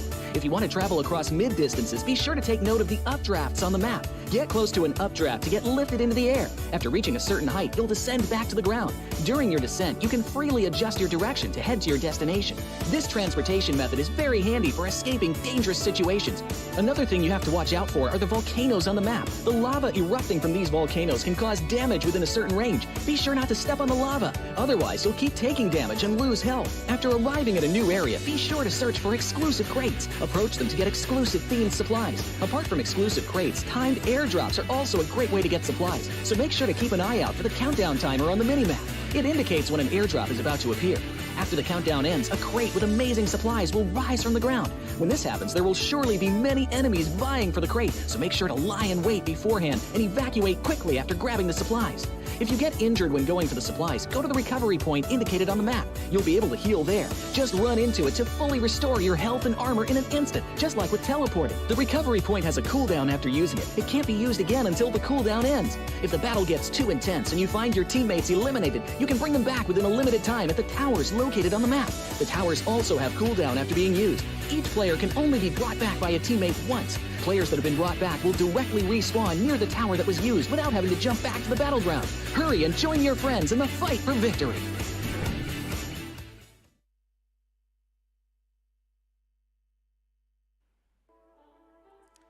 Welcome back, guys, after this short break. And this is your host, Se7en. And after match 4, and what an outstanding finish to the match by Team Red Death. The way they've been playing, definitely their name is going right with their performance, you know. But once again, welcome back, Torix. And let's move toward the MVP. Definitely, let's move straight to the MVP because we want to also to see who is the guy, who is the man for the MVP, and it's none other than Pinkman. 3 eliminations, 807 damage, 4 assists, 2 knockouts, 163 heal, and a Miramar match. That means at least 30 minutes, and there we go on the clock. It's 29-21 for the player. Good survival, a good win of a chicken dinner for the team, and a good match to the name of the team RD. But the total eliminations are what's gonna matter, because I want to see how many eliminations did the team in total go. But before we go there, we have to see the top player. That's Pinkman, gets the 3 elimination, nice 807 damage. There's the team Skyline XTG Destroyed with 4 elimination, 523 damage. Zibian from the team Magnus also securing 3 eliminations, 638. Buzzet from RD once again with 3, 487 damage. And last but not the least, it's Team Tough Edgar with 3 elimination, 562 damage. 562 damage, Tough once again bringing up some good numbers, but unfortunate for them, they couldn't survive for that long. Circle shifts really made it hard for them to even get in. But that's been the story. Let's have a quick look at the match summary. It's highest elimination goes to Shahir with 4, Destroyer with 4, Pinkman with 3, and Buzzard with 3. So some good numbers in the way of Team Red Death. And we have highest damage been given by Pinkman. And Se7en, Drawlin, and Edgar. Pinkman really superseding all of them with 807. We have highest assist going to Pinkman once again. 4 assists. Even though this guy confirmed 3 eliminations, so if those assists weren't there, definitely his team would have some other numbers to their name. But 12 eliminations, 10 for placement. Team Red Death getting 22 points in a single match. Really looking pretty nice, I must say, the way this team is playing. And again, you know, it's not the first time we saw them performing like this. This team is bringing up some big brain plays, and I'm really loving the way these young lads are making us think, you know, these out of the box, and, you know, making other team things out of the box, because some of the possibilities that they bring onto the battlefield is really, you know, making all of us you know, scratch our heads what's been going on. But on the second page, we have Regicide with 4, Se7en Esports with 2, 52 Esports with 2, 141x Bublu with 2, Team Star with 2, and 2 points for 1 more. So that's been the story for match number 4. But we'll definitely have a, you know, quick moving into our final match, as will be again Erangel. So as Group A is sitting on the benches, so let's have a quick look, you know, on my side. You know, I have some files open for myself as well. So SRX3X, Team Star, Se7en Esports, and Aegon not gonna play. So this is a match for a kind of a comeback match for Team 7th Element, Team HellRaisers. R3G, I must say, R3G can actually you know, finish their day on a high. So the possibility is there. Regicide, after 11 matches, are at 106. So not much of an improvement today, but so far they have done a great job. But RD really catching up with them. 93 total points, 91 for Team Star. Consistent performance. Star in 12 matches have 91 points, a good average of around 8.5, 8.2. SRX3X with 88 points. So far going pretty nice and tight for these guys. So far, it's a great start for, I'd say, hashtag number 2 onward teams. With R3G, today was not a good day for them. R3G, after 8 matches, remember us, and they had a good amount of points for themselves, a total of 90 plus. But right now, with 90 plus points, yes. Yeah, 90 plus. But today, 4 matches, they've only secured a measly, I think, 10 points, 15 points maximum for themselves. But on the second page, guys, we see Team 7 Esports with 63, 58 for the Team QWERTY, Skyline XGG with 56, 55 for 141 Bublu, XGeneration with 55, and that marks the 50 point marker. 16 onwards, we are seeing 48, 46, 40, 33, and 14 respectively. But Freestyle, what is going on with Freestyle so far? After all the matches that they have played, 11 total matches, they have only managed to secure 11 points for themselves, and that is a huge drop from the top position. But nonetheless, this is going to be the last match of today, the Miramar once again, where Group B, C, D, and E are going to play. And as SN already mentioned, there's going to be a chaos. I can already tell, as Egon is not playing. The majority of the teams where they had a total in the overall ranking, Group 1 and Group 2, they're not playing this match, and that means it is a chance for the other teams, whether they're on the hashtag number 3 or 2 or even the 4 onward, they can make their, I'd say, debut in this match and get a good position. Yeah, this could be a match that can actually put you on a good you know, position at the end of the day. And once you are with some good numbers for yourself, you can actually, you know, work on top of that and make it worth working for, you know, because right now the situation Team Freestyle have, I can shortly tell, you know, it's not crossing their mind that they can actually make a comeback. In my opinion, it's my, you know, opinion. But guys, we'll go on a short break. Don't go anywhere. We'll be right back.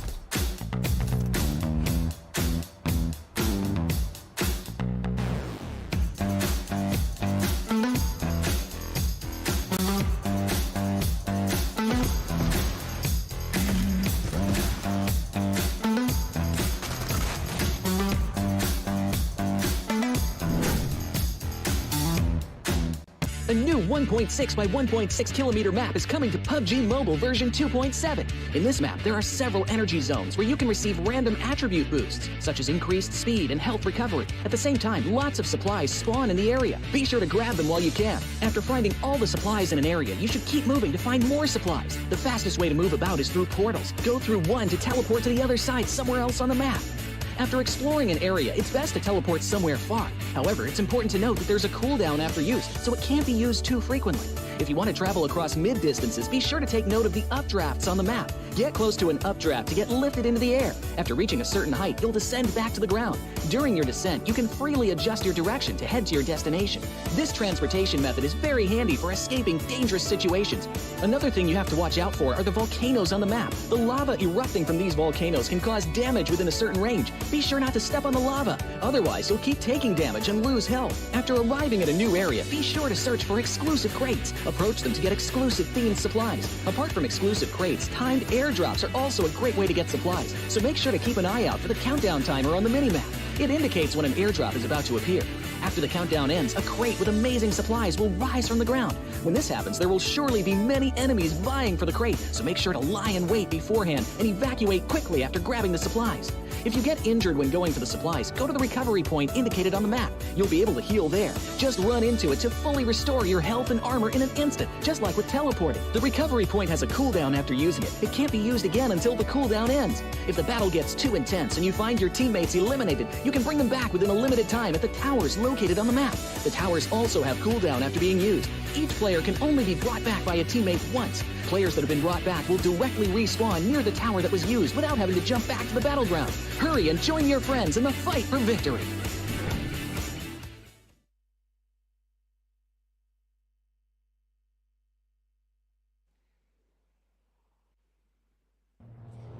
Hello and welcome back after this short break, guys. We are back again with some action as we promised. This is your host, Se7en, with me. It's Torix once again. Torix, welcome back.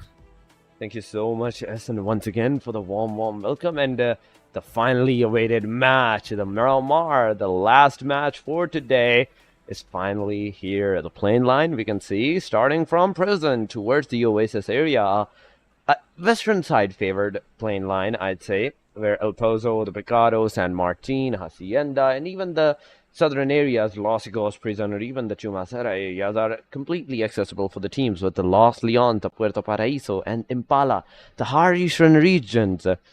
That's where we see usually the teams go, and it's not accessible unless you have some kind of transportation or vehicle to your name. But right now, we are seeing the teams also taking their drop-offs, and I'm more curious to see, are we going to see some early clashes because of this plane line? This is a bigger question, Se7en, for me, and I'm hoping that we do see, because this is the last match for today, and the teams do need to end it on a higher note. Yeah, but so, that match of the day where you need that confidence for the next day. There's nothing much I can, I would say talk about in particular, but one thing that I can surely tell is these kind of matches really put you up for the next day. It gives you that kind of confidence. But right now we're seeing some early fights happening between Team AMZ and Team HR. Jokey takes down Rex. It's an early clash where Romeo Boy is lead. Teammate very quick with their survive. Some support, but Jokey have to be careful from across the river. No rep. There could be some, shots happening, but Romeo Boy will bleed out. But Team HR gotta confirm the elimination. Surely, they have to do it. Jokey Boy will take the revenge and make the fight an equilibrium, because even look at a team, SH2E, the rest of the players, they're so far away. They're not in the close vicinity, but Jokey Boy, are you looking at the players? But Maxi from a long range is also shooting at Jokey Boy. Did some damage, not that much that the player gets eliminated. But right now, Rahman with a Mini 14 and a telephone on his head. He is going to swim out in hopes to not just take the aggression, but also to try and survive, secure Rex's revival. But no, it's not going to happen. We all can see that because Rex is super low. But on the other side, 52 Esports not taking just one, but two initial eliminations against the team XGeneration. XGeneration is on the receiving edge, and as they lose two of their players, now the rest two have to be careful. HR with 3 players surviving, one elimination. It means XH2E with the same scenario, but 52, they are on top right now in the early stages of the game with 2 eliminations. But there we go, JD also gets confirmed. HR securing another elimination. They're outside the circle, but yet they are taking the fights because the Los Igos area, the position where it means XH2E is, and the water area that they have to cross, HR has their eyes set up on the water side area, and as soon as you're going to be jumping in the waters, you're going to be jumping for your elimination. But HR, now with the cars, they're going to move away. R3G, on the other hand, they're near the El Pozo, near the Team SLXTG. In hope that they can take the fight, there's also the possibility that the R3G and the Team SLX, they're just going to survive. Because not only this is the mid of the circle, but also the only city where you have the best position possible to, I'd say, not let yourself be exposed. Yeah, you gotta be careful. You gotta be careful. Right now, El Pozo has been the centralized position, and that's the reason why Montenuevo has no more inhabitants as R3G moved up toward the big city. They don't want to live in the suburbs. They want to be a part of that city life where TG is holding on. This could be an interesting fight between both of these teams, but as we were seeing, on the southern edge of the circle, we have 52 Esports, Team Tough, AHR, XGeneration, RD, all of them trying to make their way in. And this will make it difficult for teams on the go, and especially for AMC XH2E, because they already lost 2 of their players early on. And the only thing that they are left with right now is their duo, which gotta survive if they want to get some points for themselves. Right now, AHR looks like they will be moving through Landrella. They have 2 eliminations early on to their name. 3-man standing. This team might go against the Team Tough while they're moving, but look at 1-4-1. They realize Miramar won't be in the circle anytime soon, or maybe there are very low chances of any southern shifts, so it's better to be toward the center, and that's what Team 1-4-1 did. And now they are all close to the El Pozo side, southern side of El Pozo. R3G is already camping. Oh, Cross, but no. Freesal goes against 52 Esports. Salman taking one down. Freesal might lose another one. Team 52 had some momentum early on, so they are feeling themselves. It's definitely gonna go in fights. 52 confirmed one. Zebaf realizing while the player is on the broken wall. Throws utility, gets some chip damage on the player. The kill feed, 1-4-1 Bablu. Goes HR. Joki is confirmed right away. Team HR down to the man standing. Next also goes against Team Bablu. Janaza takes down next. Next is confirmed. And it's down to last man standing, Tears. Tears. I don't know what these guys been thinking, and they've been going straight into the cluster where it's been 3 teams. Yeah, obviously they don't know, but it's just been a rough one for the last man standing now. But 52 Esports have made Freestyle to back off from this fight because looks like 52 Esports, they claimed the title of Alpha in this fight. Now they're keeping Freestyle, just holding on to their compound. And FS is waiting for that aggression, which 52 Esports never gonna unveil on them. So 52 Esports right now with 3 eliminations to their name, starting pretty nice and tight. I'd say 52 has read FS as well, because not only right now we are seeing the 52 Esports moving into the backline areas, they're going back to a safer region, and that is because they know that the Team FS, They're waiting out for them. They're luring them out to come towards them. But look at that. What just happened? 52. Right as they were moving back, they're forced with a third party, losing one of their player out. Team AS taking the initiative, not just knocking, but eliminating out the player. 52 on the other hand, now with a 3-man standing. Hacker has been lost. Walud, Salman, and Hassan are the only 3 hosts, but Hassan is also on his feet. He doesn't have a car yet. He doesn't have a transportation that he can use or get inside of that circle as fast as possible. And even this first circle is going to be a hectic scenario for this player. Just look at that. They were in the circle a while ago, and as the second stage forms up, they are instantly in the snap of the finger. They're 1,100 meters outside, but 52, they are not going to stop. They're not going to let it slide. As their player that got eliminated, they are also going to make sure that the other team that did the damage on them bleed as well. Emi Hasni gets taken down. Pop, Khan, and Mithi are the only 3 right now players surviving for the team. And with the 1 elimination to the name of the team AS, Hasni was the player. Hasni was the player that did the initiative on the 52 Esports. And this is I think it is a revenge from the side of the team 52 right now.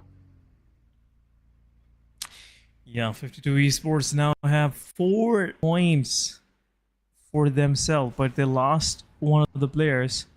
And that single kill goes to Team AS.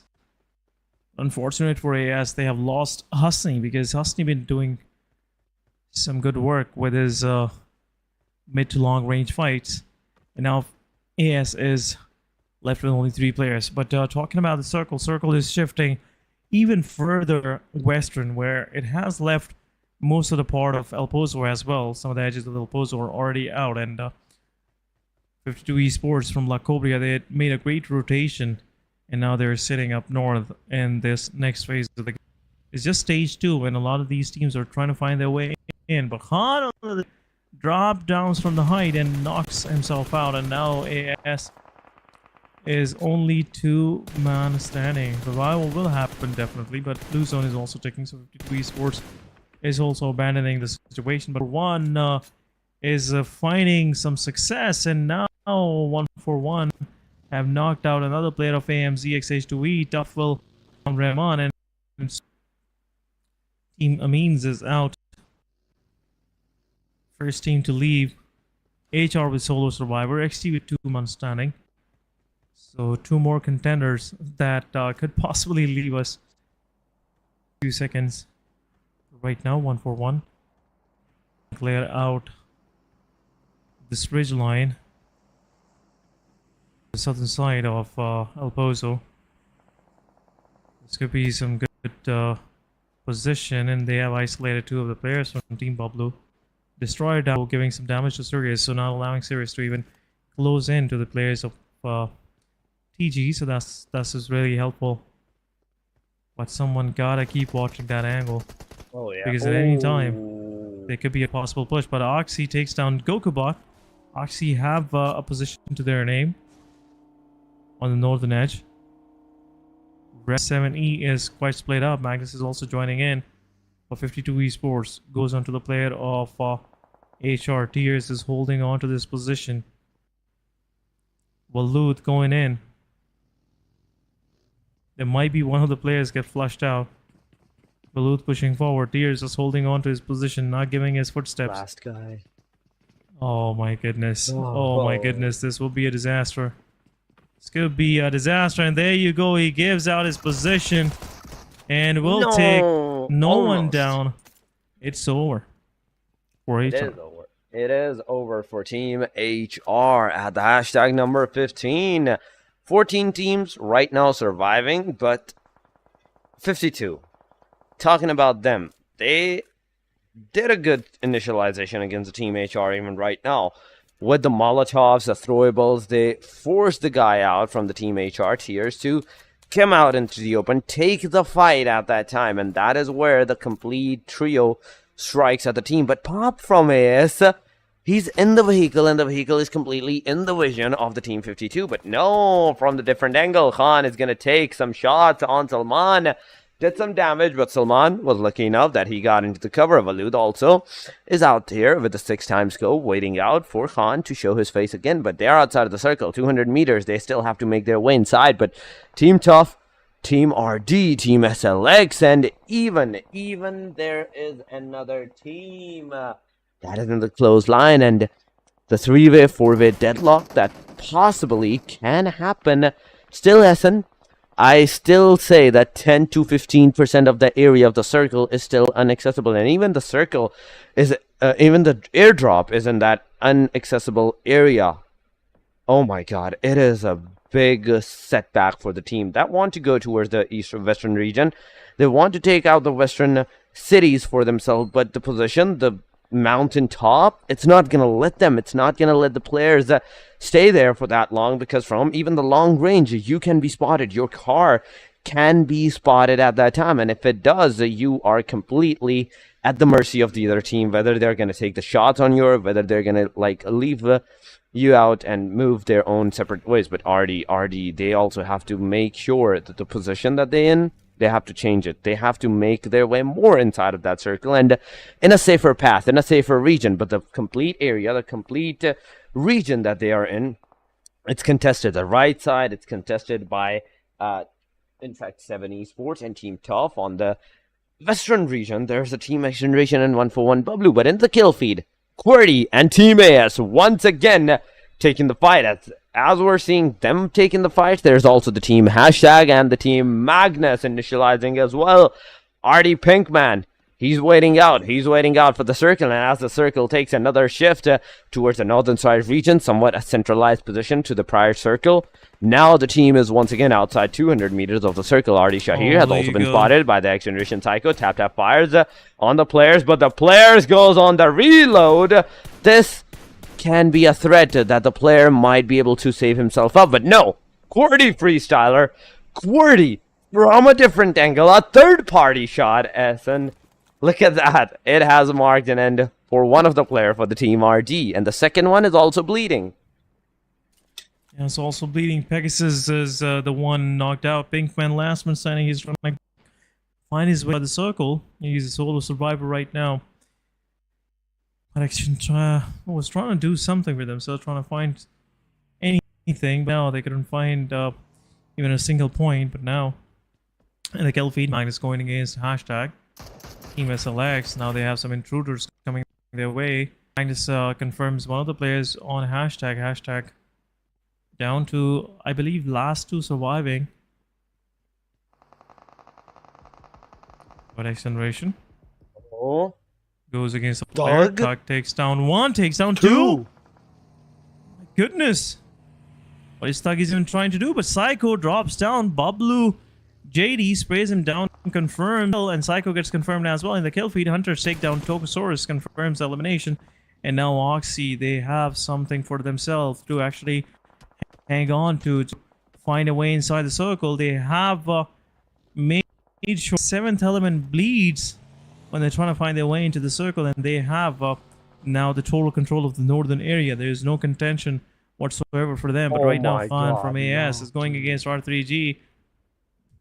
I'm trying to find his way. XGeneration on the other side confirms 2 eliminations, and now 1-for-1 is down to 2-1 standing. JD and Sirius have somewhat surrounded the player of XGeneration, the last one standing, but Team Tough in the kill feed getting knocked out. Team QWERTY just gatekeeping them right now, and QWERTY confirming the kills. AS also gets eliminated. Noki confirms Khan, and at the same time marks the end of Team Tough as well on 13. It's not been a good ride for Tough and Freestyle this week. Both of these teams are struggling pretty much in every match, and now another match couldn't find anything. QWERTY cleaning out the edges on the southern side, going up north. They might have to face Team R3G, but in the kill feed, Magnus finishers takes down Noki. Noki was pretty spread out for the team, and will get revived obviously, but Seni right away retaliates and takes down Finisher. Finisher gets taken down, and just look at the clusters. Look at the cluster that is being formed up at the western regions. 141 Bablu on top of the mountain. They're waiting out for the players to come out in the open with the mini 14s, the long-range scopes that they have. Every team might be at their mercy, but R3G Se7en taking down one of the player of the team, Magnus. The other one, Drawlin, is also down, confirming the elimination of Faster. He moves his direction towards the rest of the team Magnus's player, which is Beyond, the last guy standing for the team of Magnus. But with the DBS, even with the DBS, it's not going to be viable for the team, and R3G takes that elimination as well. So far, with 5 eliminations and 4 players still alive in the match, R3G is looking at strong, and this might be the match that they want as well for themselves. They want to take that winner chicken dinner down home. 5 eliminations so far, SN. 4 players surviving. 2 for Se7en, 2 for 420 Boy, and Naki with 1. It's a good start. I'd still say it's a good start because there are still 9 teams remaining. The players, the team can hope to get more eliminations, but the position that they are in, they are still outside of the circle. Right angle. There is 52. Walud from the back line can do, I'd say, a backstab on the players and make the whole team bleed out at that time. But RD 52, they're the one that are on the last hope for the players. 5 elimination for the team 52. RD with 0 elimination so far. 7th element with 2-man standing. Hashtag with 2-man. 141 with 2-man. But the rest 4, SLX, Oxy, R3G, and Team QWERTY with complete squads, completely like on their toes with the complete team accommodation that they have. They are here for that aggression. They are here for that winner chicken dinner. Right now, Team QWERTY is also looking headstrong with 7 elimination to their name. And they're face-to-face against the second team that not only has the second most elimination right now in the match, but also the complete squad. It can be a 4v4 against the R3G and the Team QWERTY. Wolverine slowly and steadily approaching the same way as was doing thing. 420 Boy and Se7en together in the same compounds. No luck in hoping to find out the players, but Wolverine, can you spot out the player? Can you take someone down? That is a big question because the Voltrux takes Naki down right at that instance. There will be a confirmation on Naki, but at the same time, Wolverine's outside the circle. He is going to receive a lot of damage because of the circle. And if this stage closes up before he can heal himself, it's going to be a disaster. 420 Boy also down on his knees, and there we go. Another confirmation. 9 elimination to the Team QWERTY and 4-man standing. They are staying strong. They are making sure that every single player that they secure, they do it with a complete push-up.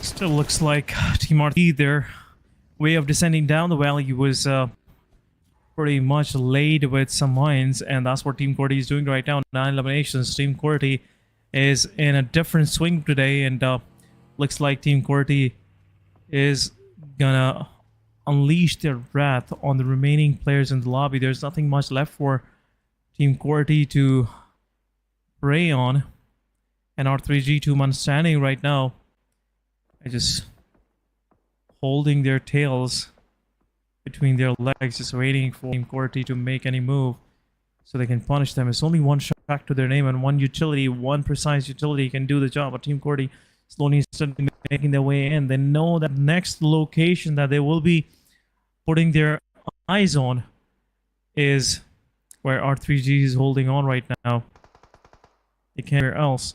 It's a 3-1 split right now. I'm sorry, it's all 4 players at the same place. Khan trying to initiate the rotation. There you go. He's going in. He's trying to find a way. His buggy is already smoking. So we can clearly say smoking is injurious to the health. But Khan got a dip. Really, but look at that. There's the injury coming from the front line. R3G trying to initiate some knockouts on the Team QWERTY, but not for their surprise because the players are that far away and in that kind of cover that they're not able to. But a good molly A good Molotov at the place of the R3G, but Se7en with that grenade, it's gonna blow up not just the car, but Khan as well. Now this might be a panic moment for the Team QWERTY, because now as Voltrix is approaching the same place as Khan, there's also the Team 52 that might be coming from the backside, but no! Hashtag is gonna put the stop on that aggression of the Team 52 backstab. Voltrix coming for the rescue. Khan is being revved up. Vaz and Se7en also cooking up another grenades on the side of, I believe, Team QWERTY. Once again, the grenades are being deployed, but will that make a connection on the players? Those are the bigger questions. Those are the questions that needs to be answered. So far, they're bouncing back off Team QWERTY, back on their 4-man. They have, once again, the chance of initiating the fight against the Team R3G. The position Khan has put himself into, it is a complete open. The player can use a small window to his surprise and takes a knockout on Khan. But as soon as he's going to get up, he's also going to be faced out with some damage from the right angle, where Voltrix and, in fact, the Freestyler is. But Freestyler... Will you do that? That is a bigger question. Even one player from the Team QWERTY is right on top of the face of the R3G. R3G stuck in this compound, in the shack. The two only players that are surviving, they have to make sure that the next stage, they have to pray that the next stage is on them so they can survive more. But 141, also receiving some damage. One player is on his knees and is getting almost down to the elimination, but no, the survival is there, the revival is there. 141 back onto the two players' feet. Voltrix also pushing forward slowly and steadily. Vaz cooking up a grenade, throwing right at the distance in the smoke. Voltrix this time around is found, but Vaz also might be facing some damage from the molly, but no, Freestyler gets the elimination as Khan gets Se7en down. This is the end for the team Regicide, with 5 eliminations to their name on the hashtag number 8. Only 1 position points to the team name, but SLXTG in the close line of the Team QWERTY as well. On the northern angle, there's the team hashtag 7th element, Team Oxy, but the circle is what's going to make the difference. Who's going to have it? Who's going to move inside of that circle? Oh my god, SLX not only have the circle, but have the best position, the compound for their name. SLX have position and same time. The major threat I feel like is Oxy right now. The way they are spread it out themselves, and now they have the total control of the northern edge. Yeah, circle have shifted from them, but now they have the vision, which will give them some more elimination points. So before Team Oxy will get into the final circles, and they'll have 6 to 8 eliminations to their name. So I'm really, thinking this time around we're gonna see some major change. 4-man standing Oxy can turn things around, but Hunter with the util takes down Divine, and the last one standing is down. E24 OP trying to find something there, but some spray is going on. Hunter low on HP. He has to reposition the kill feed, destroys, takedown. Voltrix, this old rivalry between Team 10 QWERTY coming in play. SL takes down 141 Pablo. 2 of the players are out. 1 goes to Team QWERTY and 1 of the confirmation goes to Team SLX. Team QWERTY, they got another of their players eliminated, but 12 eliminations to Team QWERTY right now. Kill feed, Divine gets confirmed. Oxy confirms T24 OP as well. 7th element is out on the 6th position. We are down to top 5 teams. Oxy, 4-man standing. Hunter will heal himself, and it will be an easy, I would say, survive him. But at the same time, Pinkman trying to find his way. He wants his buggy to be saved, but endless. He's just poking the player, just letting him know that I'm watching you. Don't think that you are not being watched. But this time around, hashtag goes against Oxy. Oxy takes a lot of damage to the player. Oh my Make god! sure that player survives on the slither of, but Hayan somewhat survives, but one of the players from Team Tech is already knocked out. Safi TM pushes in, comes in with a confirmation with the Bucky. What is Safi even trying to do? What is this guy? I'm just curious to know what is he thinking every time with these kind of plays. But Oxy will revive their player. RD solo survivor. Team SL planning. They have a total of 4 eliminations to their name. 4 versus 4 situation where Team TG is slowly and steadily closing in. They didn't want to give any time to the players of Team Oxygen to reset, but Team Oxygen have resetted themselves, and with 6 eliminations to their name, they did a great job, I must say, of surviving in this difficult circle. Definitely, they did a good job surviving in the circle right now, but it's down to the top 3 teams. RD so far not even having a single elimination to their name. The 3rd position, if they get eliminated at, is only going to provide them with the 5 total points of the survivability. SLX, on the other hand, they have a complete squad. Oxy, on the other hand, has a complete squad. So it's a 4 versus 1 scenario. RD might be on the receiving edge, but look at the team Oxy's, I'd say, the composition of the team. It's a 3-1 composition, with Endless being on a complete different array angle. Icebreak gets taken down by the play zone. What just happened? Oxy is on their knees. One player, in fact, is on their knees, but at the same time, Pinkman is also facing some damage, and there we go with nice the recon. Using the M416, the Red Death gets eliminated on the hashtag number 3. Fight of a 4 versus a 4 if Icebreaks gets to the rev, which he does. And now, with Oxy having the upper edge against the team SLX right now, they're on the down ridge, they're on the down angle. Icebreak is going to cook up a grenade, it's going to throw it up near the team SLX, but in the retaliation, there's also going to be some grenades from the team SLX side. Will it hit the players? This is going to be a bigger question, but in the next circle, no one is going to have the circle.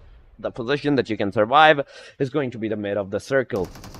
Icebreak coming in close, using some sprays against Thunderclap, doing some damage, but 5 elimination for the team SLX in total, nice one. and there we go with 1 elimination on Team Oxy. This can be a potential push from the Team SLX side. 1 player, Zigsaw, coming in close. Thunderclap also coming in close. M416 spray on Icebreak, but no, Thunderclap, he takes him down. Now it's a 4v2, but Destroyer using the utils. Hunter gets taken down, and then what's the FTDM? The last guy standing. It's a wrap. It is a wrap. SLX TG, they wins this out with those amazing winner chicken dinner and a good amount of kills.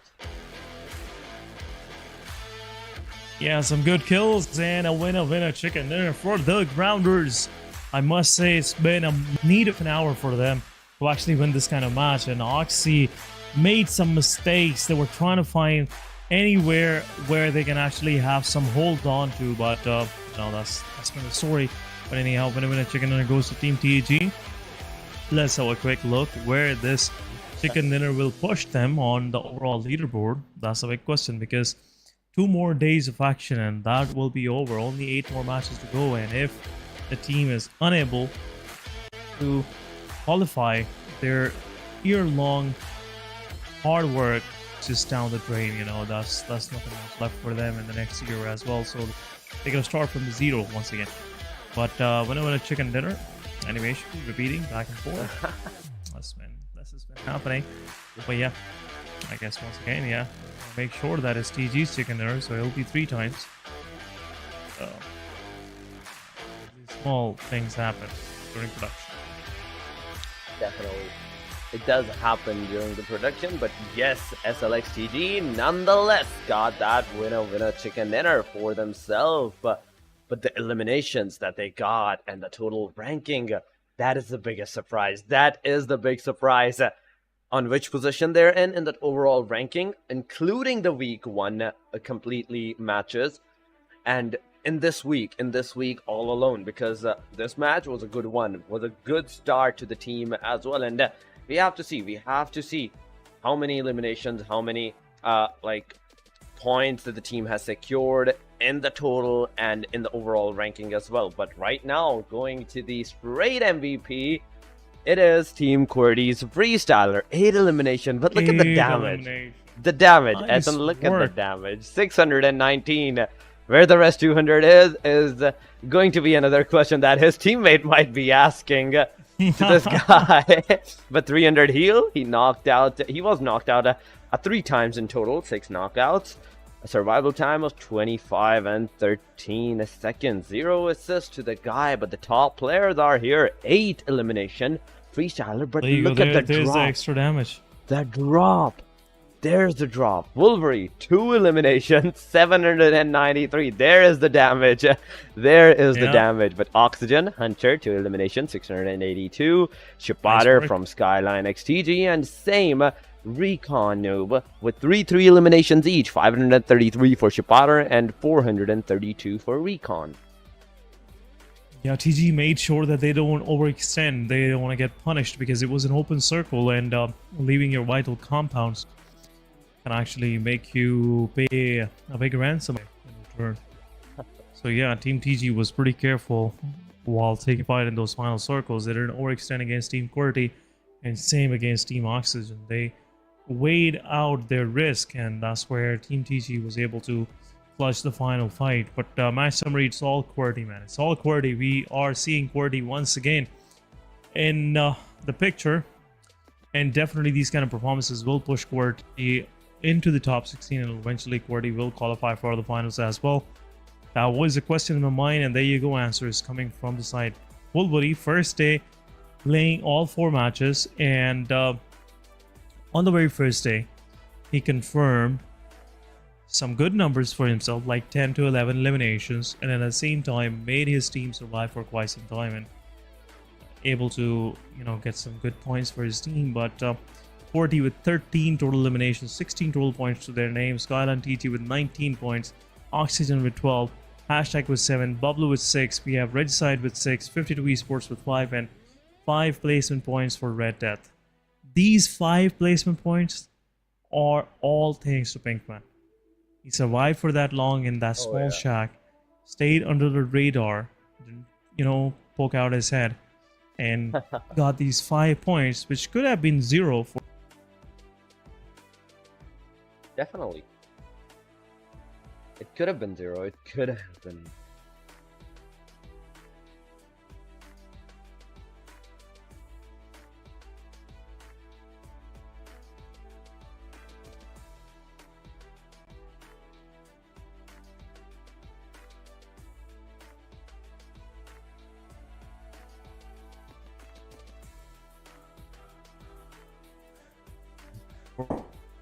Definitely, and definitely, and as we see on the hashtag number 9, it's 3, 2, 2, 2, 2, 2, 2, 1, and at the very end, a 0 for the Freestyler. Once again, Freestyler, a bad day, a bad ending to the team once again, because in the overall ranking, we saw a while ago that they were at the bottom, where the other teams were at the 100-point threshold. They were still struggling with 12 points, 13 points to their name, but there we have it. Overall ranking, R3G with 112 points to their name after the 15 matches, the post-15 matches. Red Death right behind them with 98. Not yet with those 100 marker threshold, Essen. Still 2 more to go for that 100 marker threshold. Team Star. Those amazing points that they have secured in today's matches. 91 in total, 52 Esports with 90, SRX 3X with 88, 75 for Skyline XTG, Amines XH2E with 74, QWERTY with 74, and 72 onwards. We are seeing a slight drop once again on 11th position. HellRaiser with 66, 66 for Aegon, Se7en Esports with 63, 61 for Team 141 Bublu, Oxygen with 60, and there we have it. That marks the 60 points threshold on the hashtag number 15, but the rest 5 teams on like 16 onward, XGeneration 57, 49, 47, 35, and 14. There we have it. 14. Not even double the points of hashtag number 19. Half. Yeah, not even double the points. So it's been a rough ride for, I would say, Team Freestyle. QWERTY recovered, you know, in a good fashion today, and they got some good points for themselves, like 10-12 points each match, and some of their matches were like they had some early exits, but still like 30 to 40 points in a single day. It's really, you know, a difference maker. But we'll see in the overall ranking as well, guys, where these teams are standing, and what's the situation for top 16, and which of these teams are really working hard to make a comeback so they can play the finals of this PMPL Pakistan 2023 fall split. Moving forward, so we saw witness Torix. QWERTY is in full swing now. I can tell you, QWERTY is in full swing.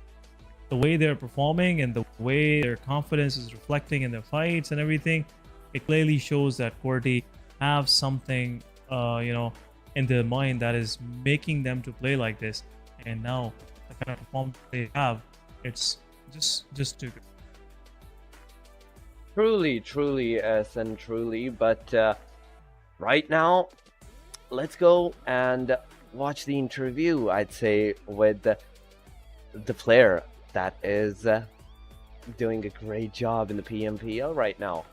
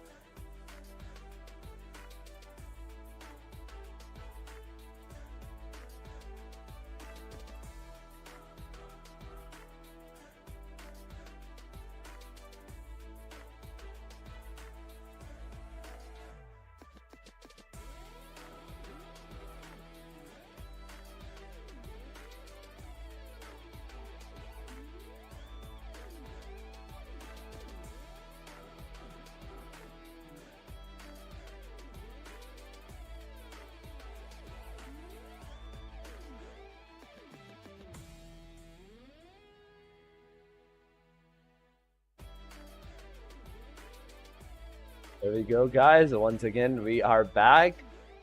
Even though, if you could hear that, you could not have understood what was said at that time, but still, an interview is an interview, and it was somewhat, I'd say, the thing where the player was being asked how he did the performance and what was in his mind at that time that he was playing throughout the whole game, because that is a big thing. You need to know and assess the pressure that is on you at that time. But guys, nonetheless, the overall ranking is finally here, and we are about to see that, because in the top there is still Aegon Se7en, 300 points, crossed by Aegon at 304 in total, with 5 winner chicken dinner. 7th Element being on the second, 7 chicken dinners, same as their name, 7th Element and 7 winner chicken dinners, but total points of 288. Still 14 or 16 points different. Yeah, it's a huge difference. I was thinking maybe Aegon X weren't able to perform at their peak, so 7th Element would have a chance to actually close that lead, but looks like Teams Aegon is running away with the first spot, and they're not letting anyone touch them. But on the second page, we have our overall ranking where 141X Pablo with 177 points, 52 Esports with 169, QWERTY with 169, HellRaisers with 163, Team Tough with 159. 159 means Team Tough can actually make into the top 16, and that's pretty much it. Rest of the standings you guys just witnessed. But day summary is Magnus, then we had 141 getting the chicken dinner and Erangel, then we got hashtag winning the winner chicken dinner, and then Red Death, an outstanding match in Miramar. Oh yeah, good numbers of elimination and a good chicken dinner, I must say. And the way they controlled the southern part of Los Neons really made me think, what else these guys can do and what sort of capabilities that they have hidden from us. We'll see in later stages. But Miramar goes to TG. We have really seen TG missing out on Miramar if they've been presented the opportunity to win the fight and win the match.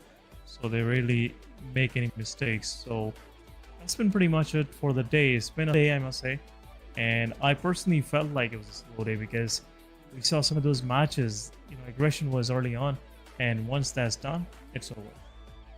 It's over if it's done. And the early aggressions, as much as it started at the early stages, it also faded up in the later stages. After the first 3 initial matches, we saw the lobby like cooling down a little bit. The aggression that they had, I think, of a break, it really went off. It cooled off at that time, and after that, it was a slow paces that we saw the teams, their rotations, and their slow paces fights.